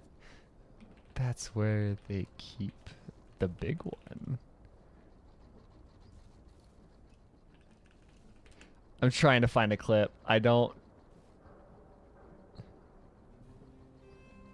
Hold on, I'm gonna mute audio for a second, just so I could find this, because I had to pause it really loud.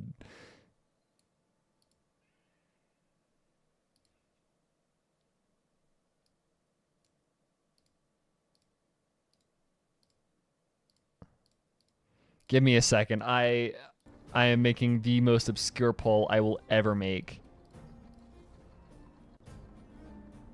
Show transcripts.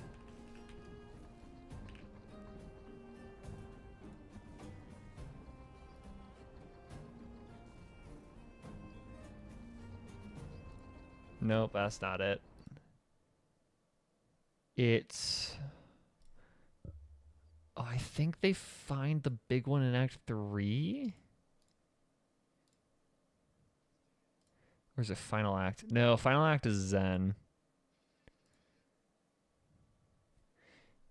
Where do they meet Darnold? So before Darnold. I'm not moving on until I find this, just so y'all know.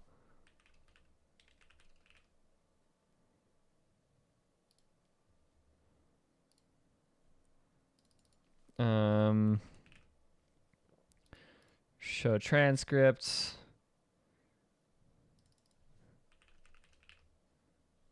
Let me show you what I'm looking at. This is a very, very obscure.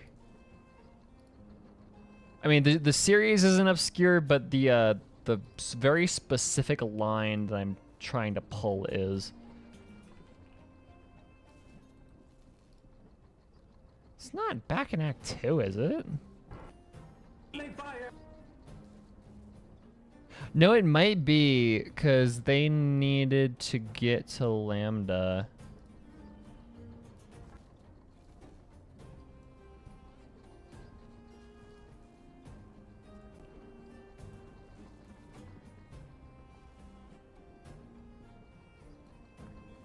Or was it after they stole his arm?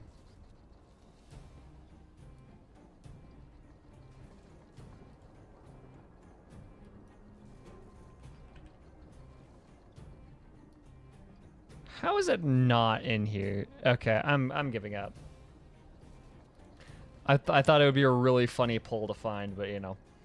I saw some comparisons of PGR heights. I downloaded PGR again. I kind of want to get back into it. Let's go give him I want to get back into PGR, but we'll see. Okay, can't move that. I can move that though. There we go.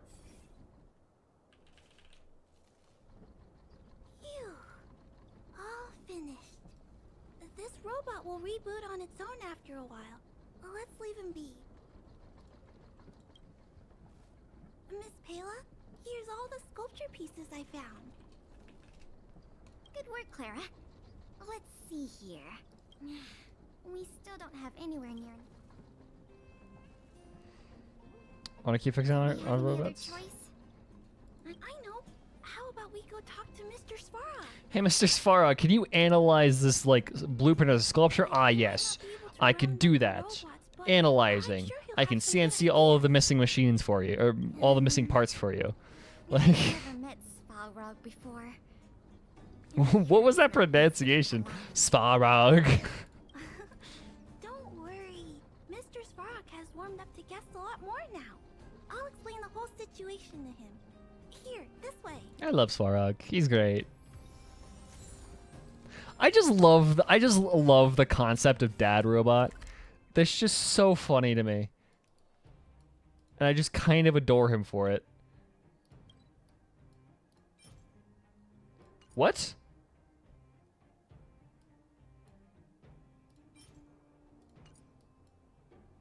Excuse what? Why is Clara a reward? What? No way. That's not right, is it? That can't be right.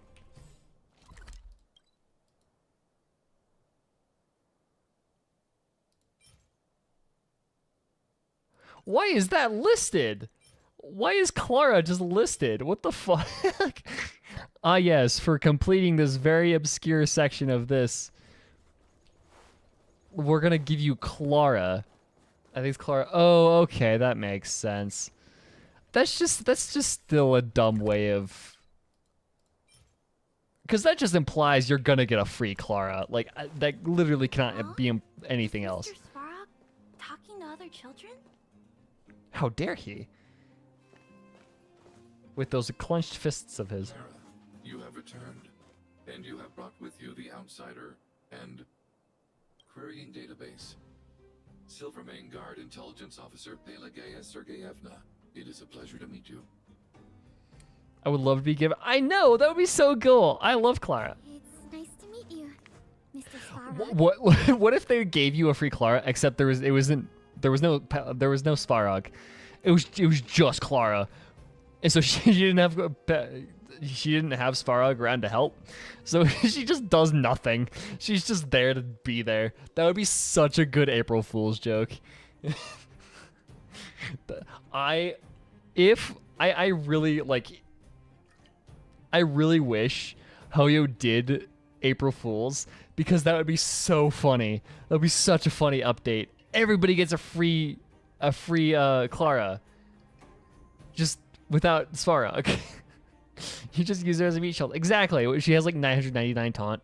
She has more taunt than Tingyan. She's just Hey, Pix's Clara's back. Big hello. What brings you two here today? These two young humans found a suspicious batch of components. They wish to deliver them to me to earn my appreciation.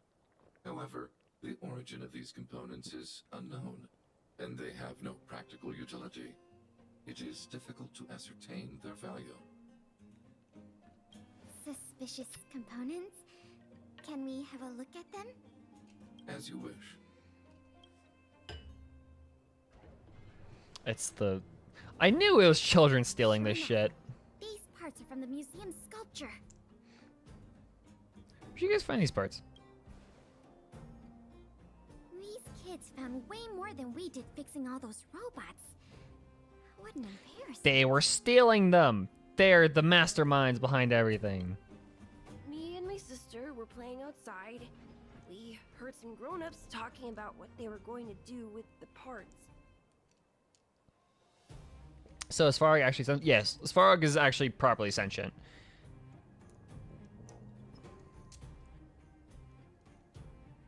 It seemed suspicious. They were acting a little sneaky. We hid in the shadows and waited until we heard them snoring. Well, because like it's Svarog's choice to be protecting Clara, because Clara would not be like, because he acts on his own accord and he chooses to take care of Clara. And then we quietly dragged away the boxes with the parts in and gave them to Mr. Svarog. That was really risky behavior. If those grown-ups had woken up, things could have gotten really dangerous for you two. We were just trying to help. Oh, don't cry. Listen, these parts don't belong to Mr. Svarog, but you two were still a big help to us. Okay, so good to know that Pella is like me. She's not good with children. I am unable to determine the logic behind this series of events, but if your actions have benefited her and her companion, then you are indeed worthy of praise, little girl. That's about as good as we can get out of Svarog. See? I told you Mr. Svarog had warmed up to guests. Really? So we were a big help, weren't we? Awesome! Svarog gained consciousness by himself. Noose would be proud. Yeah, I mean, okay. We're not entirely sure if Noose did become sentient. It's possible for a non-sentient creature to become an Aeon. I mean, it's very likely that Noose is sentient, but that would just be really funny if it was just a computer. I think that would be hilarious if it was literally just like my PC just became the Aeon of Erudition. That would be so funny. With these parts, we should have enough to put the sculpture back together. More or less. More or less. This isn't good. If what those kids said is true, then the museum thieves have operatives working in the settlement. I'll get in touch with the Wildfire and the Silvermane guards right away, and have them investigate the matter thoroughly. But for now, let's take the parts we have back to the museum, or we'll be here all night.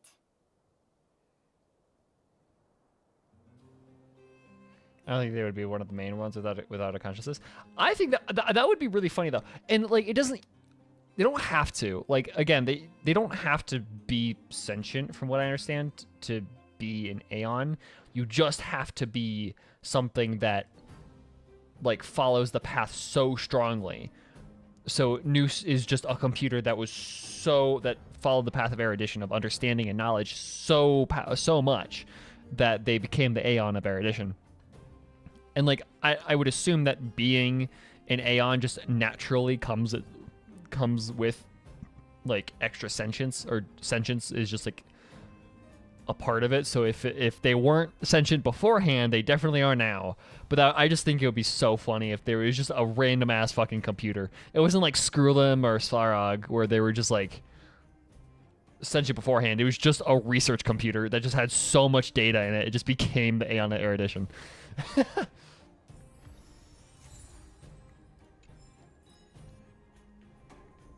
Give. Okay. Reassemble gears and wisdom.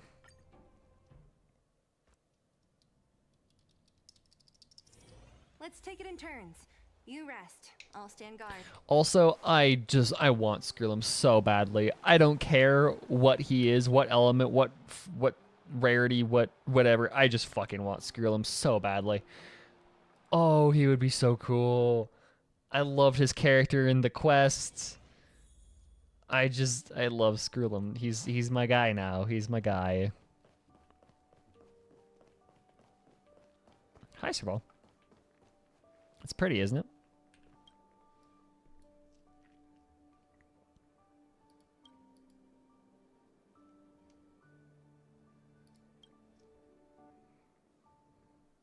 Nice.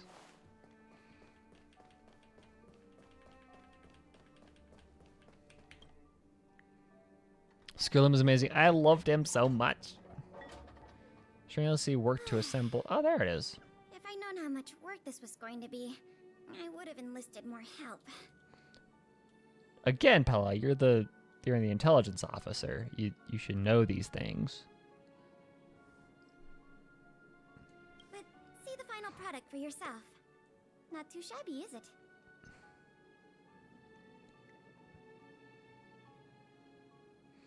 But new scan the place in the mirror. Yeah, I know. I just think it would be funny. Skrullum is voiced by Dio in the JP dub. What the fuck?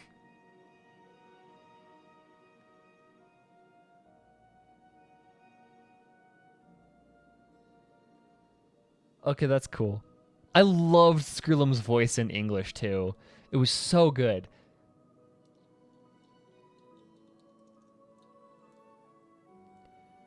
I just love Skrullum.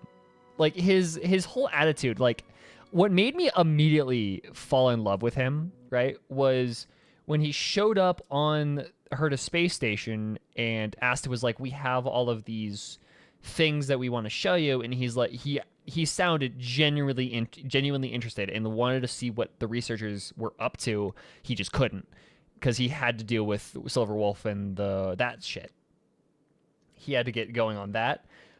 He just sounds genuinely interested and like curious towards, and like not like he's encouraging. He's very encouraging for people like Asta in biological life forms to research as they do. Like, he is very encouraging, and I love it. He is so adorable.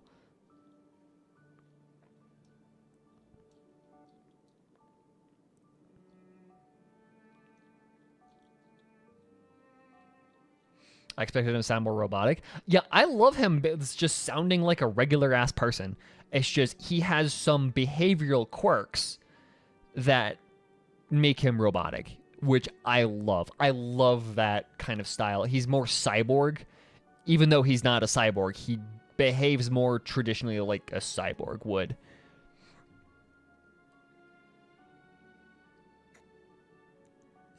Well, as long as you don't pull out the blueprints and spend dozens of hours comparing, this version is virtually indistinguishable from the original. Excellent work. Sweet. What if Noose was originally code written by Xandar? With years of wisdom back, Very advanced the code. industrial Yeah, age exactly. of That's what I was thinking. Like, what if they weren't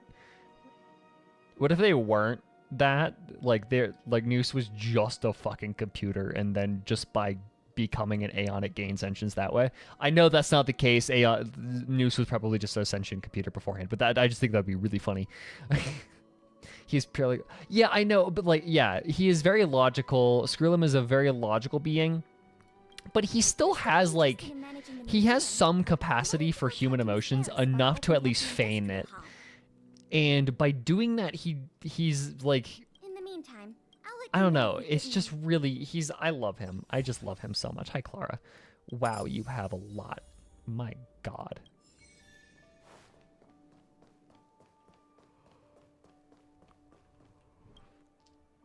He can empathize. Yeah, exactly. He has empathy, and like with that capacity for empathy, he does do some really neat things. And says like he's just a really good person. I love him. I love him so much. And like part of me also like I also love I do kind of love Herta, but it's just like I have a soft spot for a very good teacher character. That's kind of how I like to describe that's kind of how I like to describe him, is as a very good teacher. Because that's exactly what he is. I'm going to actually take out Leela and put a cunning child. Oh, almost.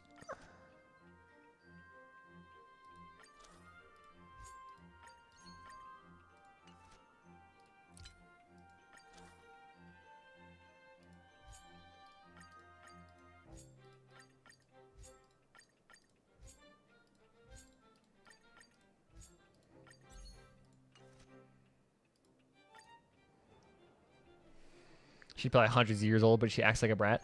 I find that funny. I find her funny. Yeah, I don't know. I like her. Like, she's extremely, insanely intelligent, but she still acts like a child, and I just, for some reason, I find that funny.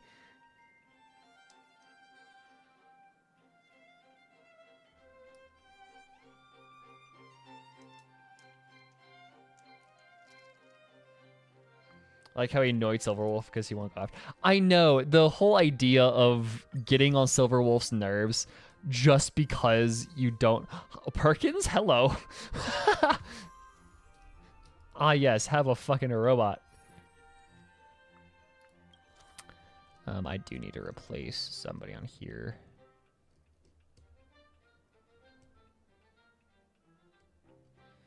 Who would replacing give pure boosts? Elaine.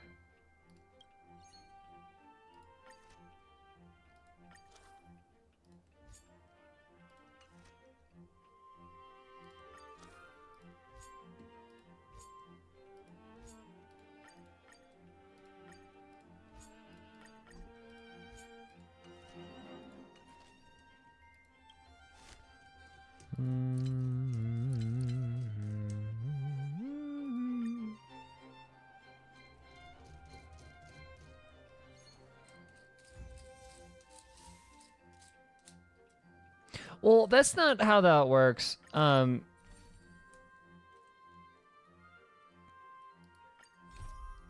Because Herta, they're literal puppets. Like they're just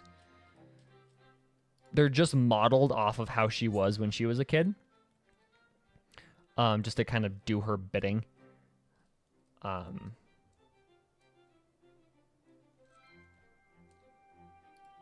But yeah, her real form is somewhere. I find it like there's a possibility, and like I feel like this would be a kind of a cool twist, that her real form is like grotesque and like so old it's starting to decay, but like it's still alive, kind of like the skin, oh, what's her name? Yeah, Cassandra. That's it. Exactly. That's exactly who I was thinking of. Cassandra, from Doctor Who. She just became a slab of skin, or whatever. Something super grotesque. But through like preservation methods, she's still alive. The whole like kind of what Lan hates. Natasha. Let me hire a Natasha. Let's take it in turns. You rest. I'll stand guard.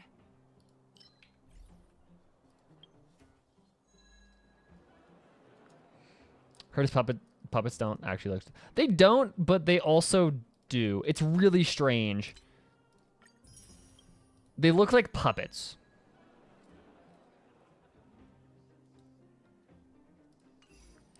Okay, Phantom, did you watch the did you watch the Summer Games Fest?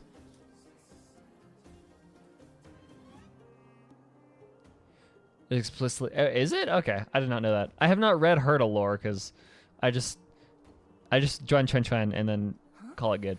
Like that's that's all I do. That's all I know about. That's all I know about Herda is join Chen.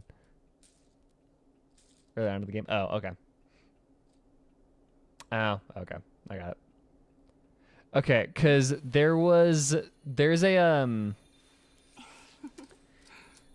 game that got teased that literally everybody thought was Trigun for like 2 seconds. And I was wondering if you also fell in that hole, but it's not. What was it? It was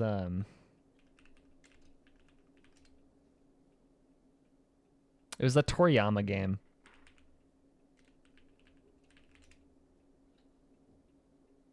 Sandland. Everybody thought it was Trigun until they actually saw the characters and they're like, it's Toriyama. What? Yeah. It's the same author of Dragon Ball. It was a really short run manga that he made. It was like 7 issues or whatever. And now they're making it into a game for some fucking reason. I have no idea why. Of all of Toriyama, like of all IPs they could make a game out of, it's Sandland. I don't know.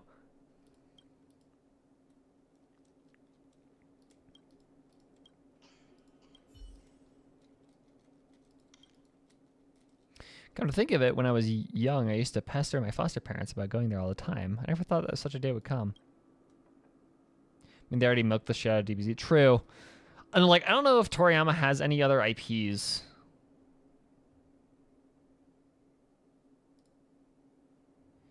Like, what does...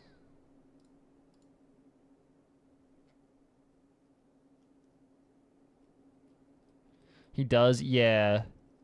I mean, yeah, and they milked the shit out of Dragon Ball, but you know, yeah, he has a lot. Holy shit. I actually did not realize that he has this many IPs. What?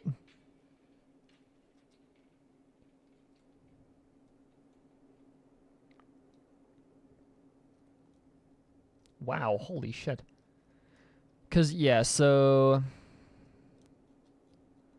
Dr. Slump, Pola and Royd Escape, Mathematic Pink, Mango, Chobit 2, Dragon Boy, where's the Tongpo, Akira Toriyama's Manga Theater Volume 1, Dragon Ball, Mr. Ho, Lady Red.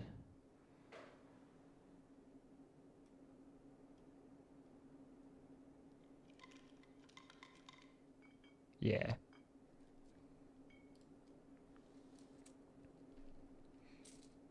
Yeah, that's probably why I have never heard of any of of his other IPs, because Dragon Ball is just the big one. Like how he started Dragon Ball as a soft smoke. Really? I did not know that. And like, okay, that doesn't surprise me because I did not know that. I don't know a lot of things about shonen because I don't like shonen, but that's actually really cool.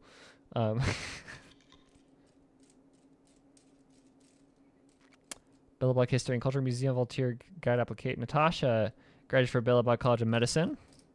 Joined Billabong's scientific expeditionary team as a team physician.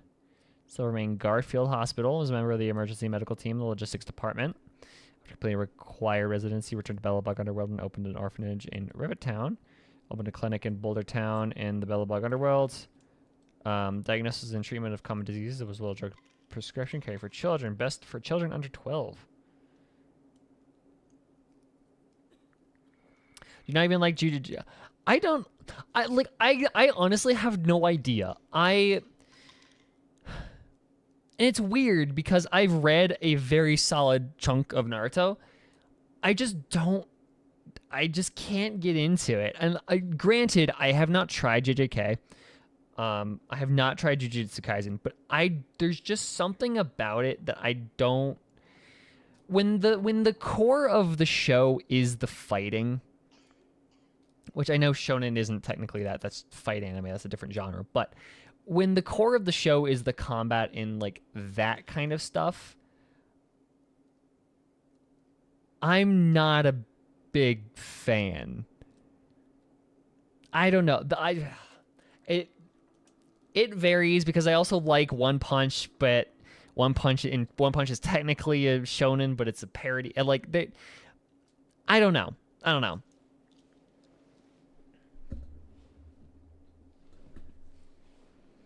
Okay. I won't say I don't like shonen. I will say it's a hard sell for me.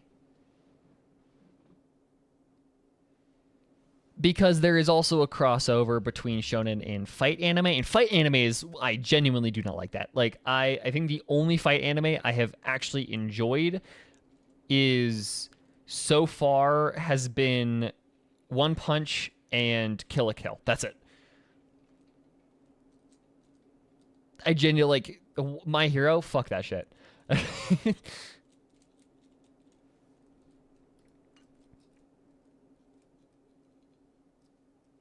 I'll turn in the form for you.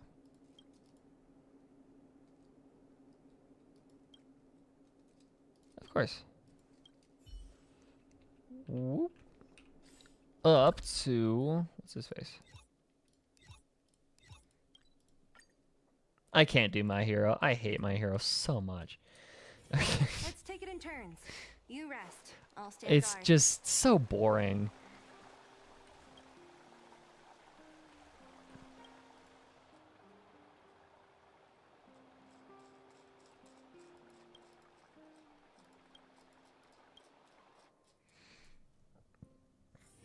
But yeah. So yeah, shonen is a very hard sell for me. Because I find it exceedingly boring. I find in general, like the concept of it just is very boring to me. I am very much a slice of life person, or the very strange genre of anime that criticizes the viewer for watching it, like Ava or Kill la Kill or Madoka Magica or whatever.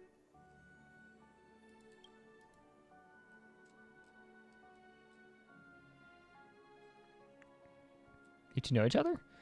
When the overworld and underworld were reconnected, I was in charge of contacting everyone in Wildfire at the time. It was Miss Natasha who took care of me. Oh, yeah. So then what's the next step in the application process?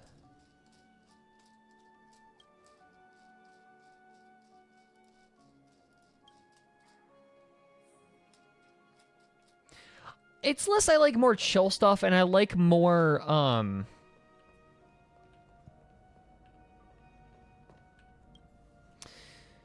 I guess more slower.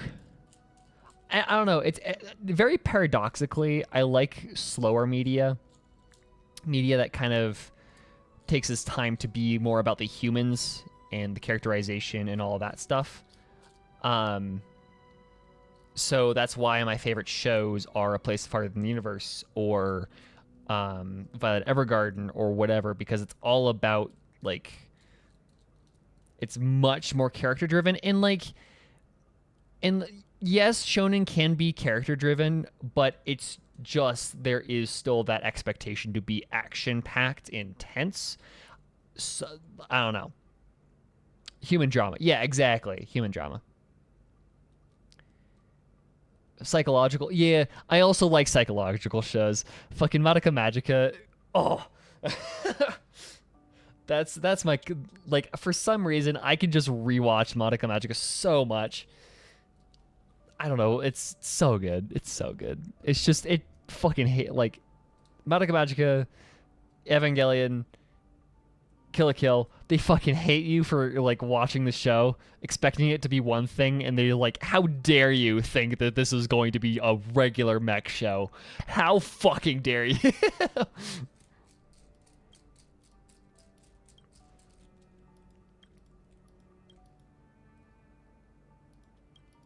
As I hear, Miss Natasha is the only written given name here, but may I ask what provoked that? As expected, to still remain. You don't miss anything.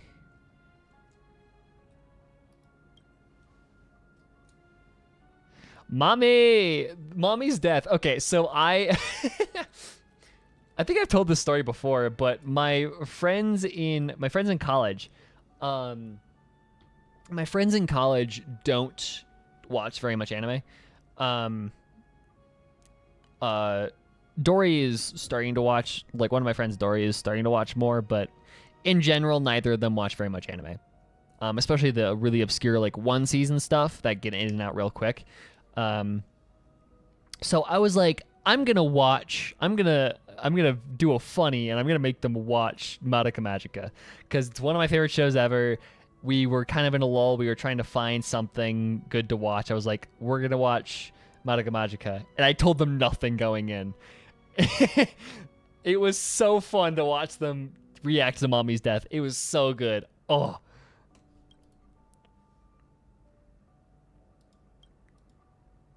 Ever since I was a child, I never met my parents and don't remember my surname they passed down to me.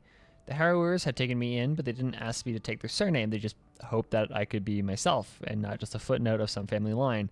I never cared too much about the matter. Harrower. Wasn't the surname of the old director at Cherry's Hospital? I don't think you'd know him. He retired long before you were even born. Well, he's a famous figure in Bellablock's history. Sorry, I never expected Miss Natasha to have such a colorful background.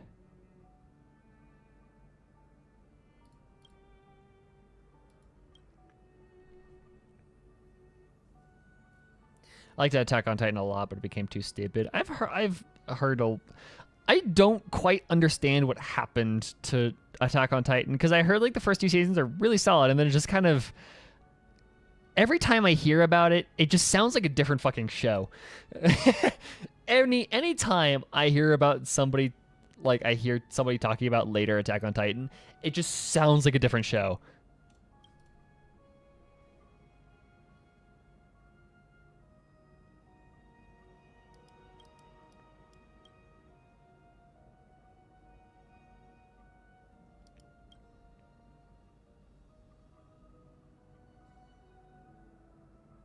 Attack on Titan has changed genres every season. That's so funny. Let's go. If I got back to the underworld, I spent all my time running around, treating patients and looking after the children in the orphanage.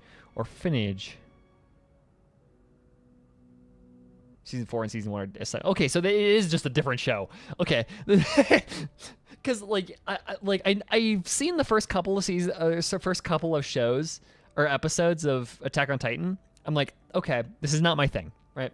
And I'm not gonna watch Attack on Titan. But I watched the first couple episodes because one of my friends made me, and I was like, okay, this isn't my thing. And then, so I have a general idea of what the beginning of Attack on Titan is like, but then people will talk to me about Attack on Titan's later seasons, and it just sounds like not the same show. It's so funny. Season 4 is basically World War II Germany and eugenic. Okay, so girls in Panzer. No. Losing the big old state house, the river town left a clinic, nursery, real predicament, but fortunately the kids don't mind transition at all. For them, having food to eat, clothes on their backs, and a friend to play with is all they need in life.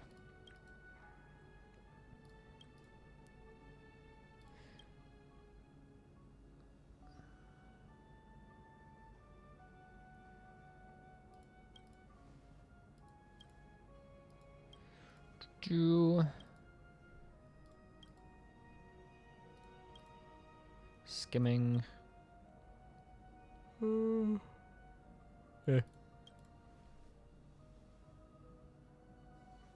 Season 3 and 4 are too good to spoil. I mean, but also you have to realize, right, if it's longer than 2 seasons, it's already an immensely hard sell for me. If it's longer than a season, I'm probably never going to watch it.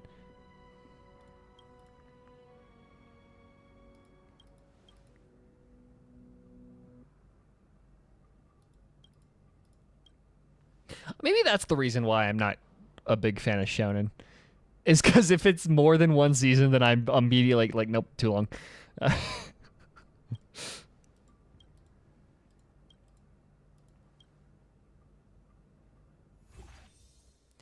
We got Natasha. Woo!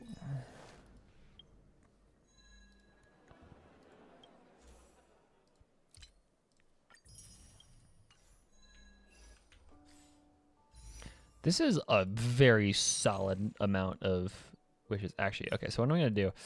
Ooh, yeah.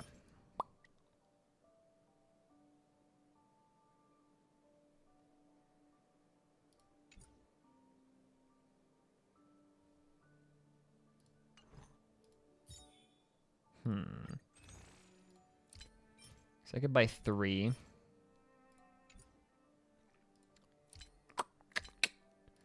Okay, I'll do this.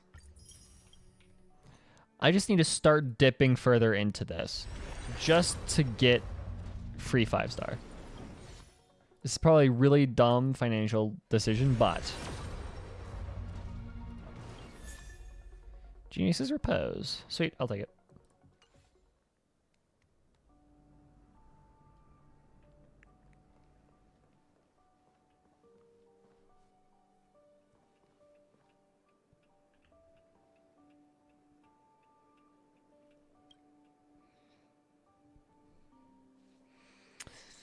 Promise I'll stop after this, but I highly recommend Trigun because it does characters very well. It does have a bunch of action, but the characters are great. I might recommend the 98 because it's way more shonen. Be funnier, but it's eh. Stampede has great animation. It gets a new take on the story. Huh.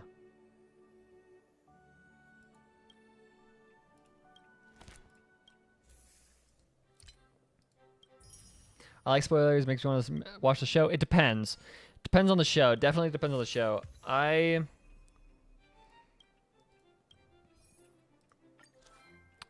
Like some things, yes, right? A lot of content, yes, I like the spoilers, but there are some things that just cannot do that.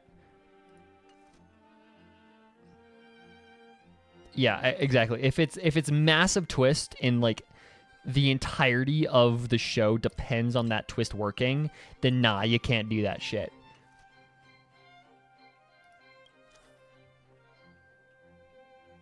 Like Madoka Magic, you cannot do spoilers for that show because any hint as to what the show becomes after episode 3 just ruins the twist.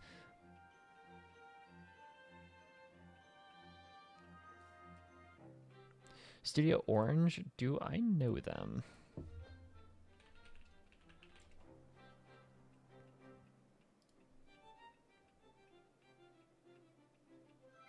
Oh, they did Beastars. Okay, that makes sense.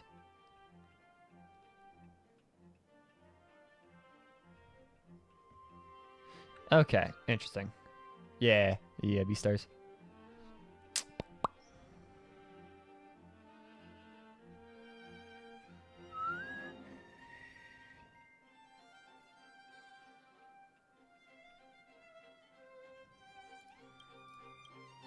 feel like that works. Confirm.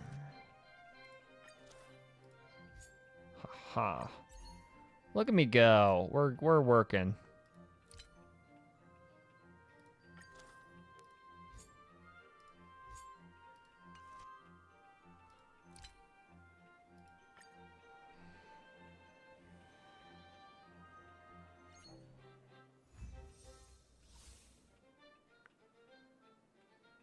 Is Beastars good or just very bad? From what I understand, it's actually genuinely a good show.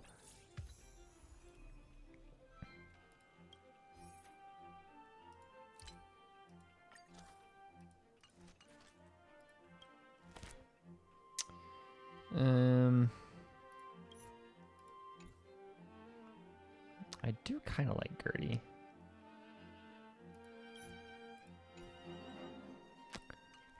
I'll keep you in mind. Puts you in the red everywhere. This can almost survive.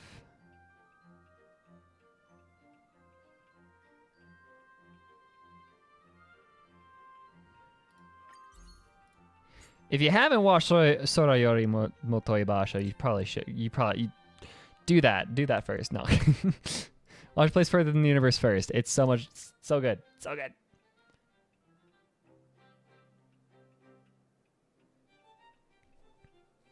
Yeah, that's a good point. I feel like people get too hung up on whether or not shows appeal to a niche. Yeah.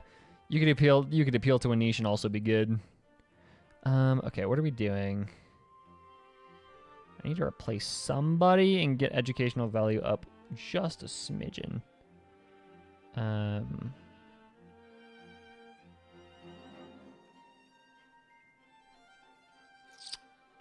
don't have a lot of room though for anything else. What do I have an excess of in this? Visitor appeal.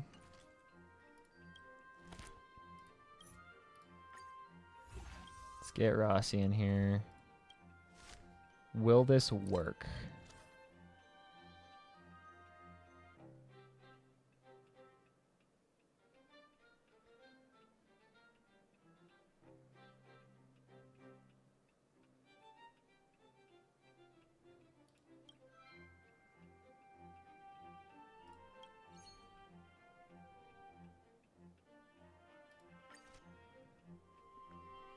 Barely works, but it works. I feel like people get too hung up on whether or not shows appeal to. Yeah, okay. I really like the fight scenes in Stampede because the characters like they have weight. Thinking of episode 6, like the mix between 3D and 2D. I love that when like good choreography and good fight scenes make it look like characters have weight. I just love it when I can feel like characters are actually like struggling to do something.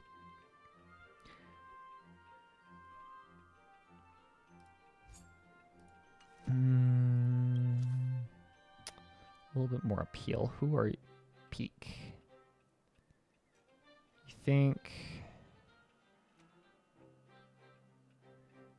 you have 10? A little smidge more.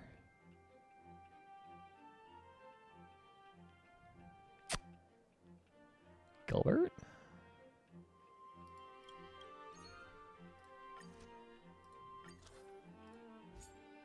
Damn. I think I can afford this. No, I can't. Fuck. Okay, well, we're going up. Just barely.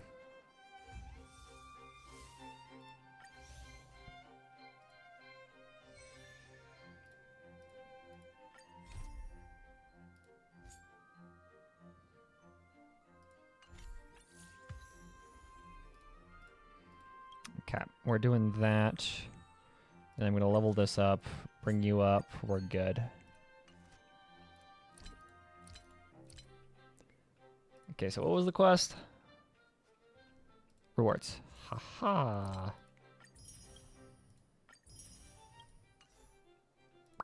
Okay, we're good. So many fucking primos. I love it. I love the primos. Sorry, the jade. That's what they're called. They're not primos. They're jades. Stellar jade. Anyways.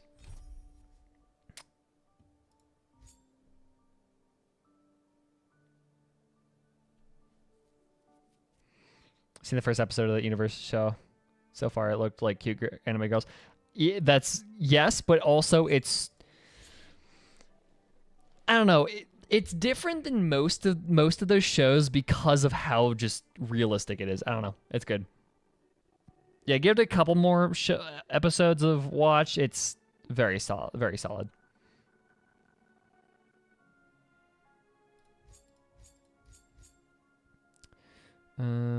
All done. Do all done stuff. A lot of people have weird complexes about furries. Yeah, I don't know. It's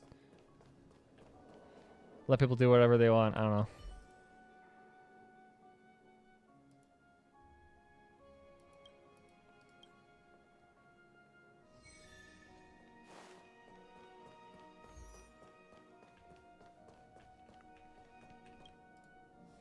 It was I went through that, like, the whole furries are strange to me, but like that was also middle school, and like then I realized people will just be people, and then I just went about my day.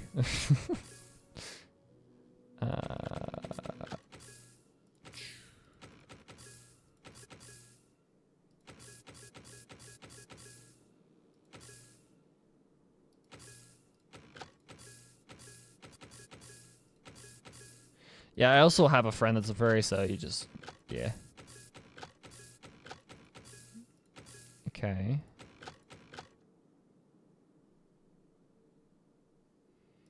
I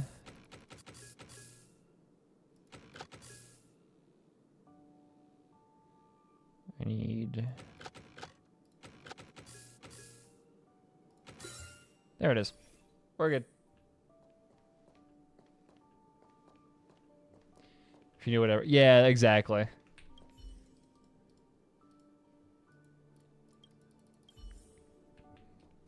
Although, okay, we did, me and my friends played around with this idea of, there's actually a really large freight convention in where we live, in the city that we live.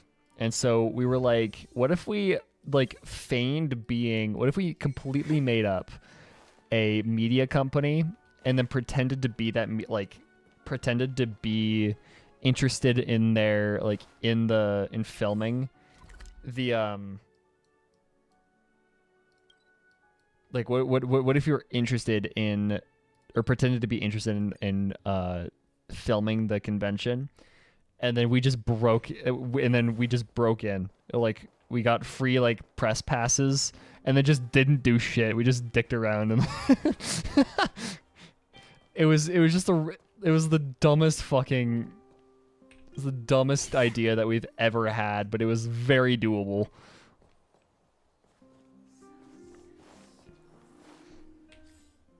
I don't know why we specifically chose the furry convention, but like, but it was just really funny, the whole concept.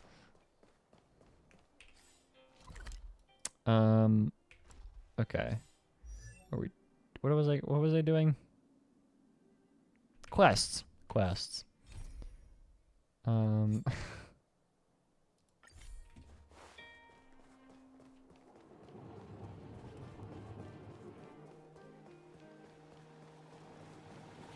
now.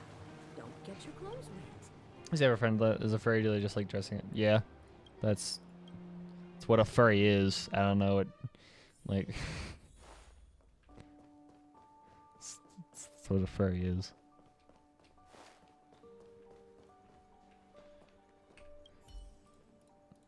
The kink shit is like, yes, related, but it's a different thing.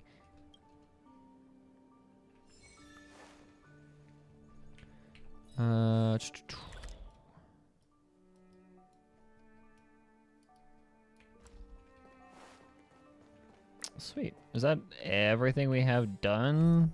Yes. I do not want to do that. Continue doing management shit.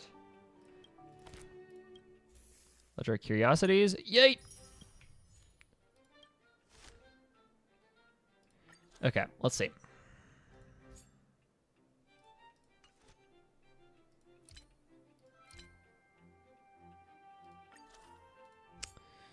Level visitor appeal. A place farther than the universe. Let me do place further than the universe. I'll put it in chat. Let's see if I remember the Japanese title. Sora Yorimoto Basho. I think I may have gotten the Japanese title wrong, but I'm pretty sure that's right.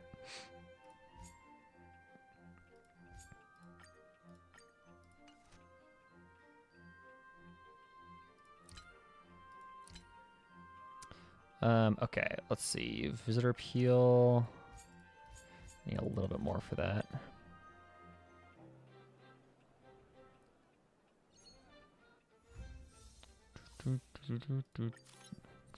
Random event. Paid promotion. Miss Eris thinks we could bring in more visitors from both the overworld and underworld by 10,000. I really wish they had commas. That makes doing math like this way faster.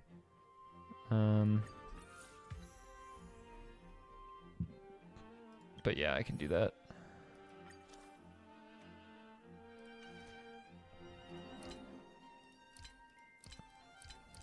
I really wish they would put commas in the big numbers, because that makes ballparking how much you actually have way quicker. Because if I see a bunch of numbers, I actually have to count where, like, at least for me, I don't know if this is the same case for everybody, but I feel like commas just make glancing at a number and knowing how much you have way faster.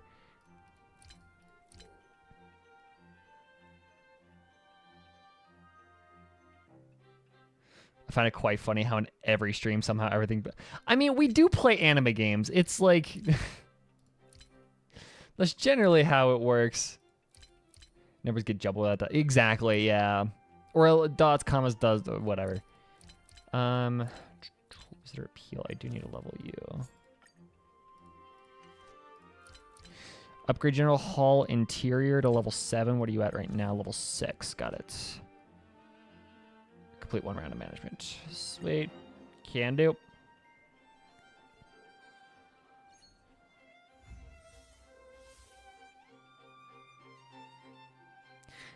The Venn diagram between people who watch anime and people who play video games is a flat circle. Yeah. Yeah, pretty much. Pay promotion. Yeah.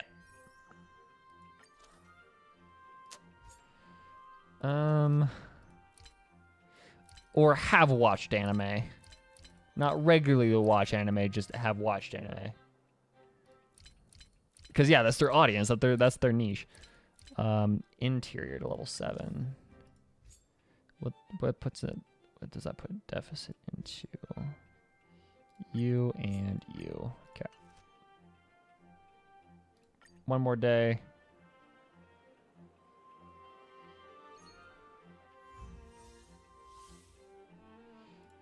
Okay. Ever even watched Dragon Ball? Dragon Ball isn't really that good. Maybe that's my disdain for shonen talking, but there's like 2 arcs in Dragon Ball that are good. Everything else is very meh.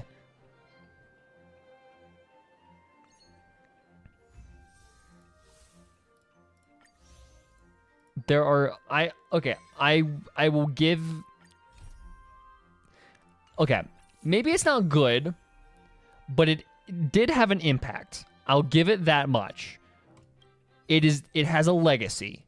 It has a gigantic fucking legacy. It is a very important anime. It's not good. It's a very important anime, though.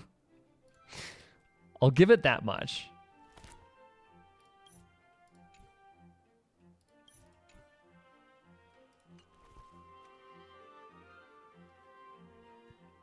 Dragon Ball fans and regular... Yeah, true. It was a mix of Dragon Ball and Sailor Moon that, like, those single-handedly brought anime to the West.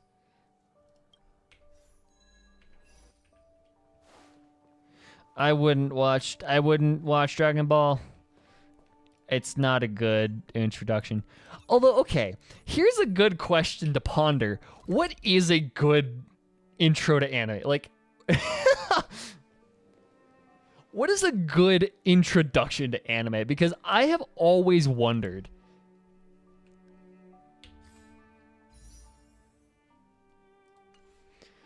Because, like, a lot of lifelong anime fans got their introduction to... No, not that Magikarp. Because, like, a lot of people...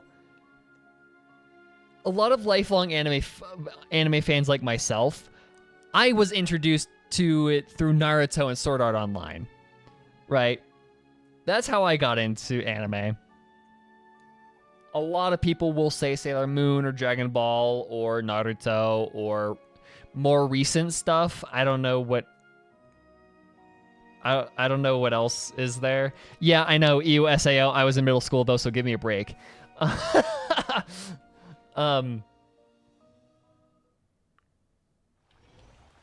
Yu-Gi-Oh! And Pokemon, those also are there. One Punch, yeah, true. I'll give One Punch that much. I love One Punch. One Punch is so good. I don't know, what are the new, like, default animes? Like, what are the new default animes? Like, I don't... No, Kill la Kill is not nice. Kill la Kill is a lot. I love Kill la Kill just because of how much it deals with voyeurism and exhibitionism and, like, the philosophical, like, discussions of those things. It's not just, like, fan service. It is an actual genuine philosophical discussion of exhibitionism. It's so cool.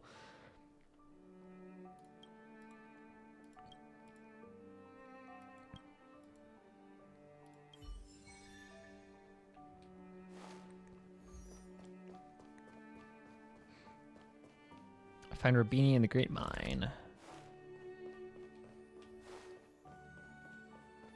Oh yeah, exhibition or what the fuck? Chainsaw Man? Yeah. That's new though. That's really new. I haven't been to my Barnes and Noble's manga section in a long time because usually you can gauge what is the manga or like the anime thing just by going to Barnes and Noble or whatever large bookstore chain is near you and looking at their manga section and seeing which one they have the most of. Because, like, when I was growing up, it was just, that was Naruto. That was Naruto. You would go to, I would go to Barnes & Noble, and they would have 70 fucking issues of Naruto, and that, because you could just tell that's what everybody was reading. But now, like, at this point, I've lost touch with that side of My Hero, true. My Hero and Demon Slayer, okay. I always forget about My Hero. Well, yeah, because, like, most people, like, a lot of people will get into anime through long-form shonen. That's just kind of... I don't know why that's the gateway drug. It just kind of is. I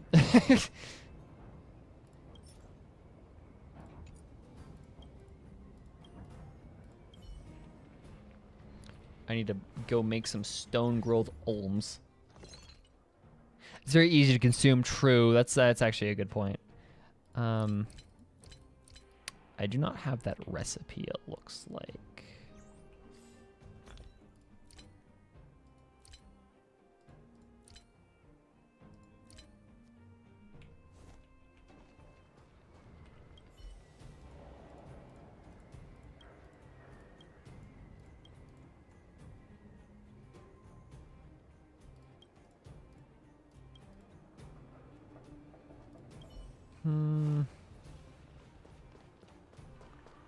Can I just give him money?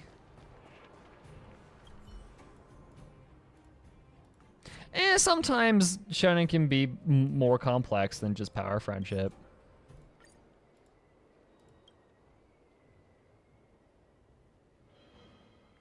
JJK playing up with maths and physics. Exactly, love that. You gotta love some really hard world building every now and then.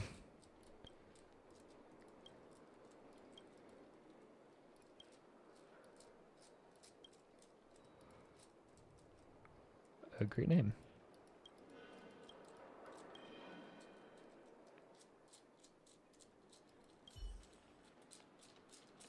Jujutsu Kaisen. JJK.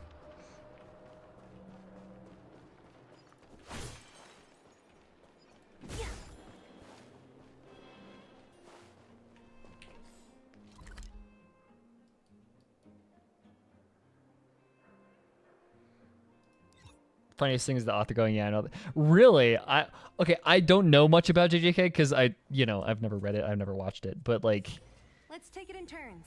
You rest. yeah, I'll stand guard.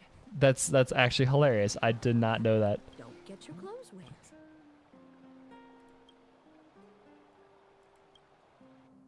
Yeah, a good author does that. Yeah, true. Although I do want to get back in the manga eventually. I don't know. There are a lot of short series that I've wanted to read for a long time. Like, cause like long manga, no, I'm not gonna read that. I spent enough on Naruto, but like the shorter stuff, like I've always wanted to read. I keep intending to read Goodnight Punpun, which is like 7 volumes, longer volumes, but they're volumes. I've wanted to read. I think. Fuck, One Punch Man is on the shorter side, right? Or at least in print. I know it's much longer on the like on the online, the digital version. But I don't know. No, I'm from what I understand in print, it's pretty short. Fuck, what are some of the series that I keep wanting to read?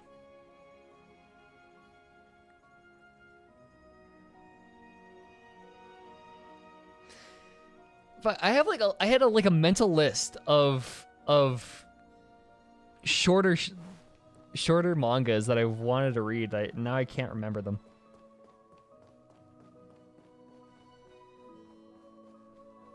What Johnny, do you really read? It's interesting because I have not read manga. I have not read manga in a long ass time. I have not read manga in a long ass time.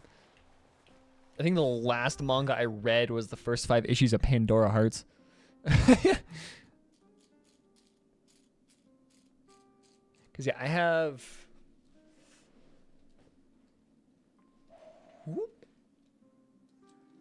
I have 37 issues of Naruto, and that was like it.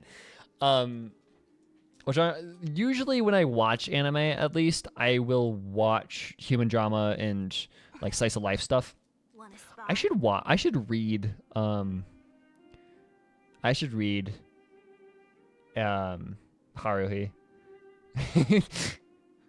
What if I read Haruhi? That would be so good. Read Berserk. Oh god. I feel like Berserk would be depressing as shit. Are we done? Yeah. I should actually, before I keep doing, I'm gonna do this. Okay, challenge. Let's go find some graffiti, y'all.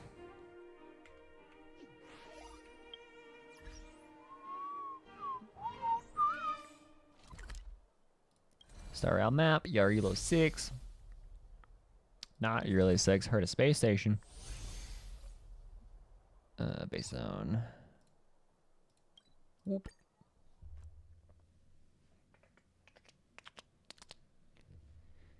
Want to read Code Gas? Yeah. I've heard a lot of good things about that.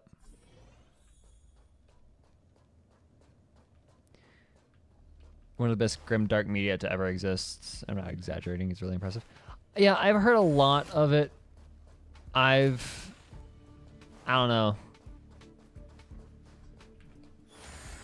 I also have never really, I don't know, I haven't like really done grimdark. I think the most grimdark thing I've ever done was Dark Souls. But even then, that's not... I don't know. That's dark fantasy. That's not grimdark. If there's even a difference, I don't know.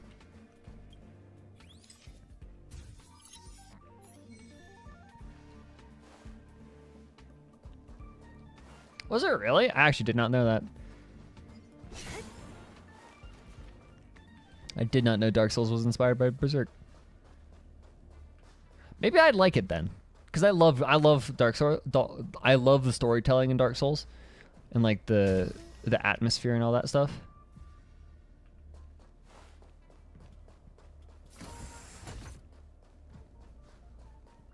Yeah, maybe I would like that. There's only so many places this could be.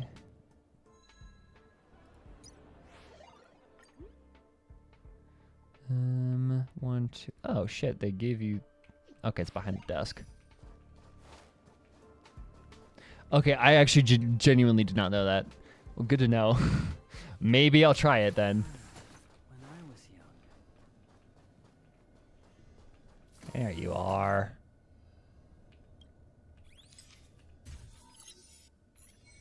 You even find Guts' sword in Elden Ring. I think I knew that. Maybe I knew that. I don't know.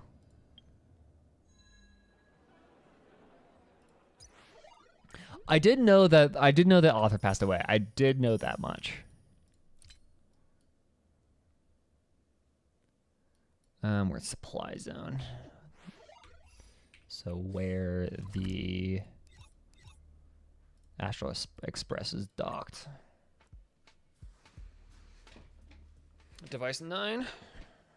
Okay, sure. Hello.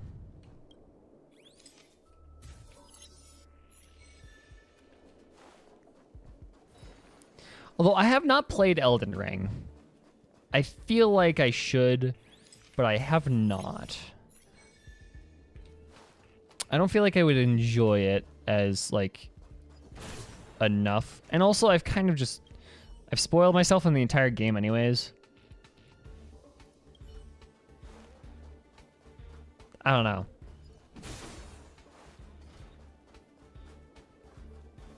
Let us laugh at your misery. I'm not that bad, okay? Shut up.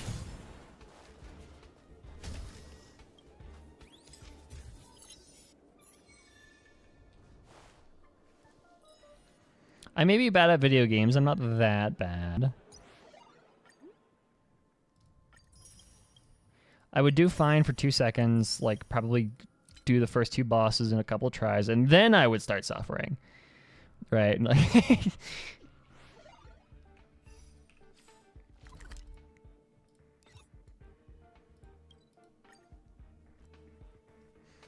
this is how it always goes, right? Like my Dark Souls 3 experience was I did the first 2 bosses pretty well, and then I started suffering, and then that was when,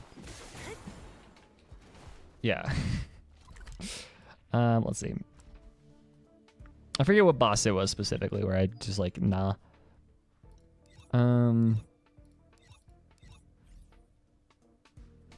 This one.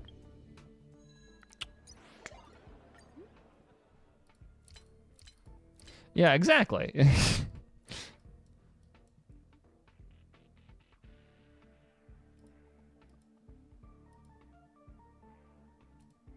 One, 2, 3. Okay, so 2 on this side.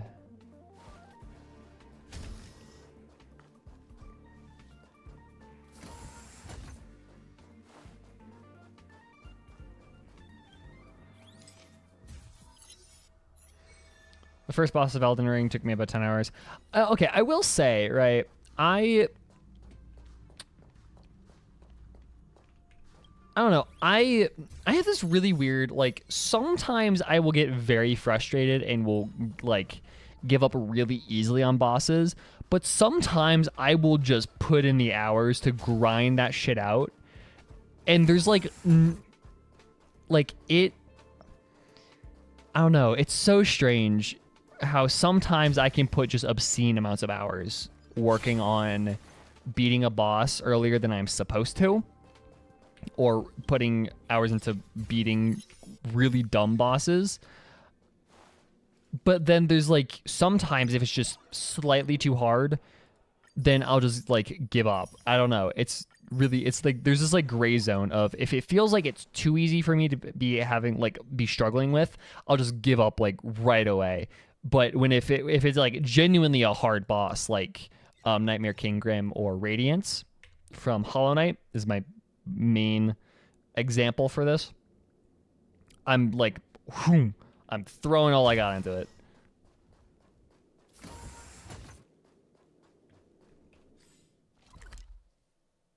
Because although, okay, it was really interesting because everybody that I talked to about Hollow Knight absolutely hates Nightmare King Grim.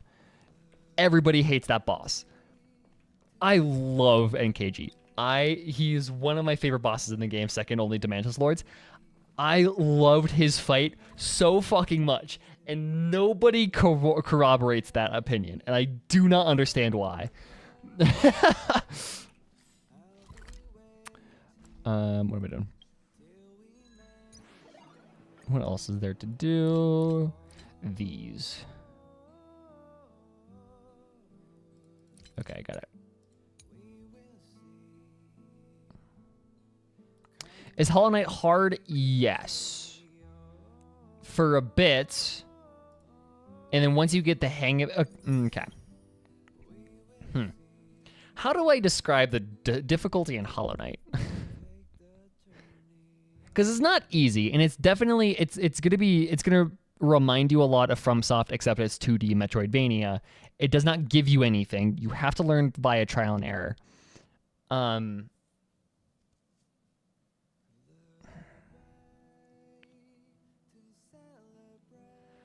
don't know. It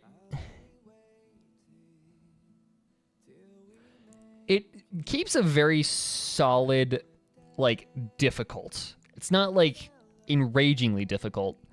It's not like I want to be the guy or whatever, but it is...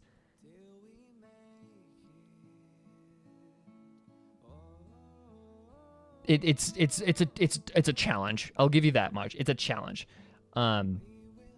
Some bosses are baby easy. Some of them are annoyingly hard.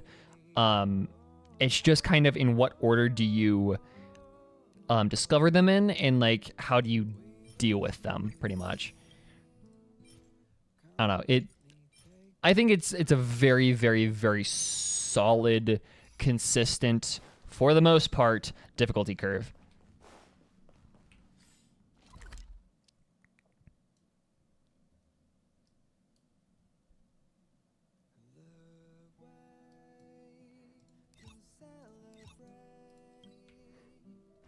I found that NKG didn't have fun attacks to dodge. I think the exact opposite. I loved NKG's attack patterns, and I think the big reason why I love NKG and Grim, Troopmaster Grim, as much as I do, is because he feels like a it feels like you're doing a dance with him, right? Where like you take a blow, or like he gives you one attack and then he pauses, and it's a back and forth. It's a very well-defined back and forth that, it's every boss has to be that way, just, so you can kill them. But NKG takes it to such a rhythmic level that is reminiscent of how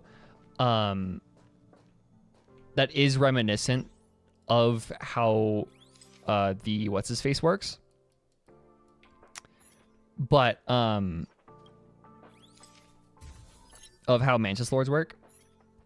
But it's just it feels like a performance. It feels like a dance, and I think that's kind of why I love NKG so much. All right, good night, Magikarp.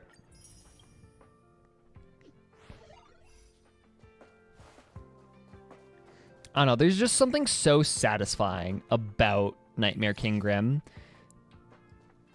that is very hard for me to describe, but I love him so much. I love that fight so much.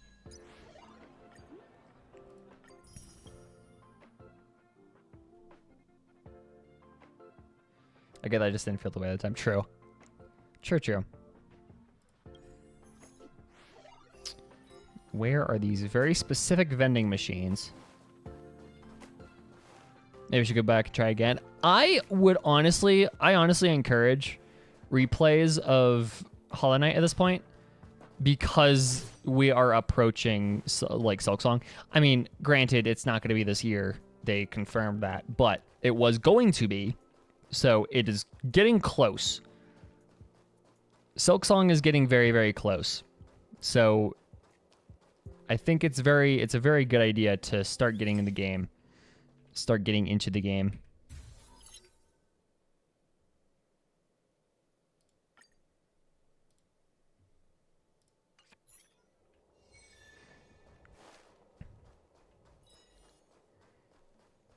I know my friends play Hollow Knight, so I asked them. One of them said NKG is very cool and a great boss fight. Yeah, I mean, but like nobody really enjoys him as much as I do, and it's so weird. I don't know. He's like in my top 3 favorite boss fights, which is so dumb, but like I will legit just challenge him in Godhome just because I feel like it. Same thing with Sisters of Battle, but you know, that's just like meditative. Like Sisters of Battle is just so soothing to do correctly. It is, oh my god. It looks crazy when you see people do the fight, but once you actually learn their patterns, oh my god, it is so relaxing. Okay, so what am I looking for?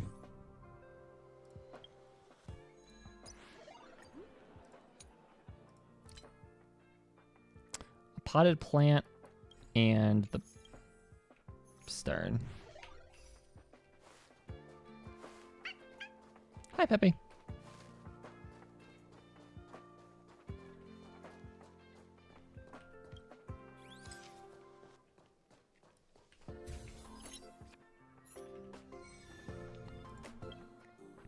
Now I kind of want to go fight, so do the Sisters of Battle fight. I don't have Hollow Knight downloaded anymore. I got rid of it, but I kind of want to download it just to do that fight. Okay, I'm looking for a very specific potted plant. Where might it be? Of like an extremely specific potted plant. Like, this is dumb. Next to stairs. So, on this side, I think.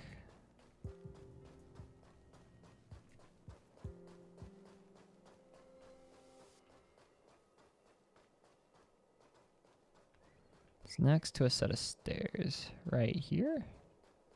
This is it. There we go. Haha. I know what I'm doing.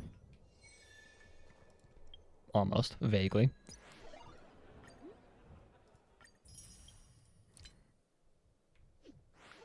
Okay, what I can also do, I need to remember to actually do this. Enhance, superimpose. Whoop. Increases wearer's effect hit rate by 30%. So your effect hit rate now should be 36. And then her E has a base 80. So I have 110%, whatever. Okay, that's pretty solid. I have 110% to hit with that. What do I want to do? Let's make... I don't have enough to make another thing. Shit. Damn.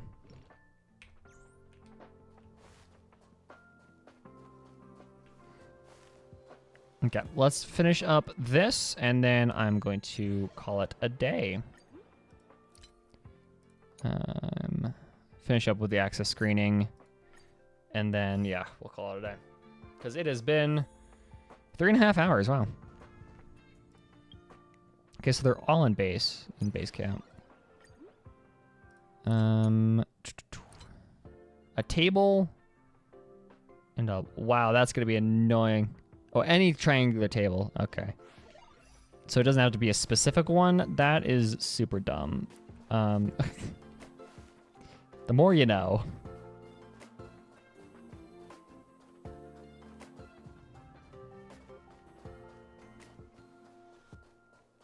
Where are any of the triangular tables? Triangular tables. Hello. Legit? Where? Over here? Over here. Haha.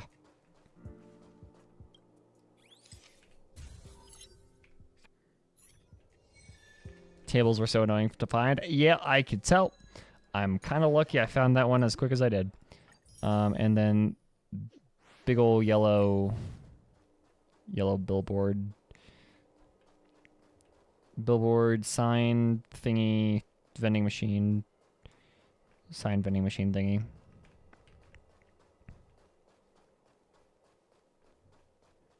Right there.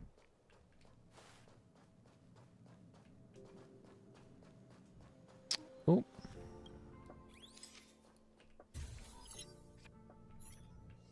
And we are donezo. How many wishes did that give me? That is actually kind of obscene how much stuff that gives you. Let's actually take these. Boop.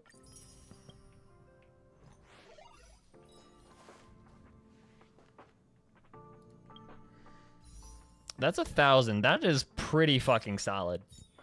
That's a good start to the Kafka fund. Yeah.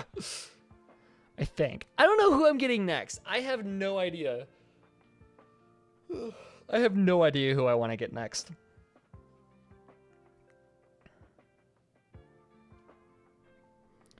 Did you get the weapon superimpositions? I mean, I did. That's what I got. Light cone, enhance, superimpose. That's superimpose. That's S4. Almost a 5. I feel like you're probably crack and pull for Locha. I don't know. I feel like he would be useful, yes, as a healer, as like an absolutely cracked healer, but like, I don't know. I'm getting Locha because of Void Archives. Like, okay, here I've heard some pretty fucking crazy theories about that.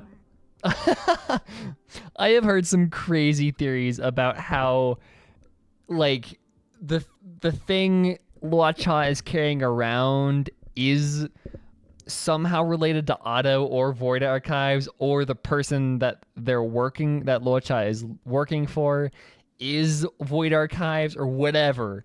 The crazy fucking theories that I have heard about him is absolutely hilarious. It makes me cackle. But yeah.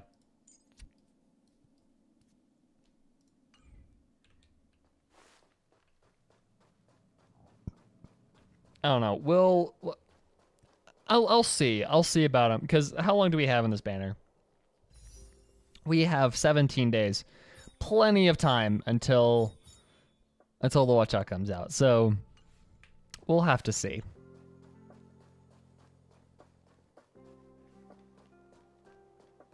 One of his abilities is called Abyssal Flower, like Divine Key. I will speculate. Yeah.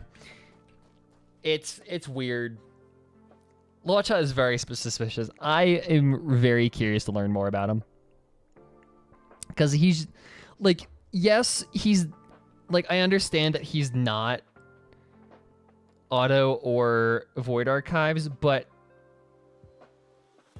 he's very suspicious in very weird ways. So, yeah. Because, like, I'm suspicious of anybody that uses Imaginary. I don't know why. I probably shouldn't be, but anybody that uses Imaginary, I'm very suspicious of. So, like, yeah, that's a weird one. Being an Imaginary healer, I'm immediately like speculating about who you are. Like, and so far it's working. Like, I'm 2 for 2 for Imaginary being associated with really strange people. Okay, he's not suspicious, but he's also Welt. Like, he's abnormal. Yeah. Even for people that use element standards, like, even for like Honkai Star Rail cast standards, Welt is extremely abnormal. So he counts enough. So it's 2 for 2. The people that use Imaginary are extremely abnormal. So I don't know. We'll see what happens. But anyways, I'm done for today. It's been a longer stream.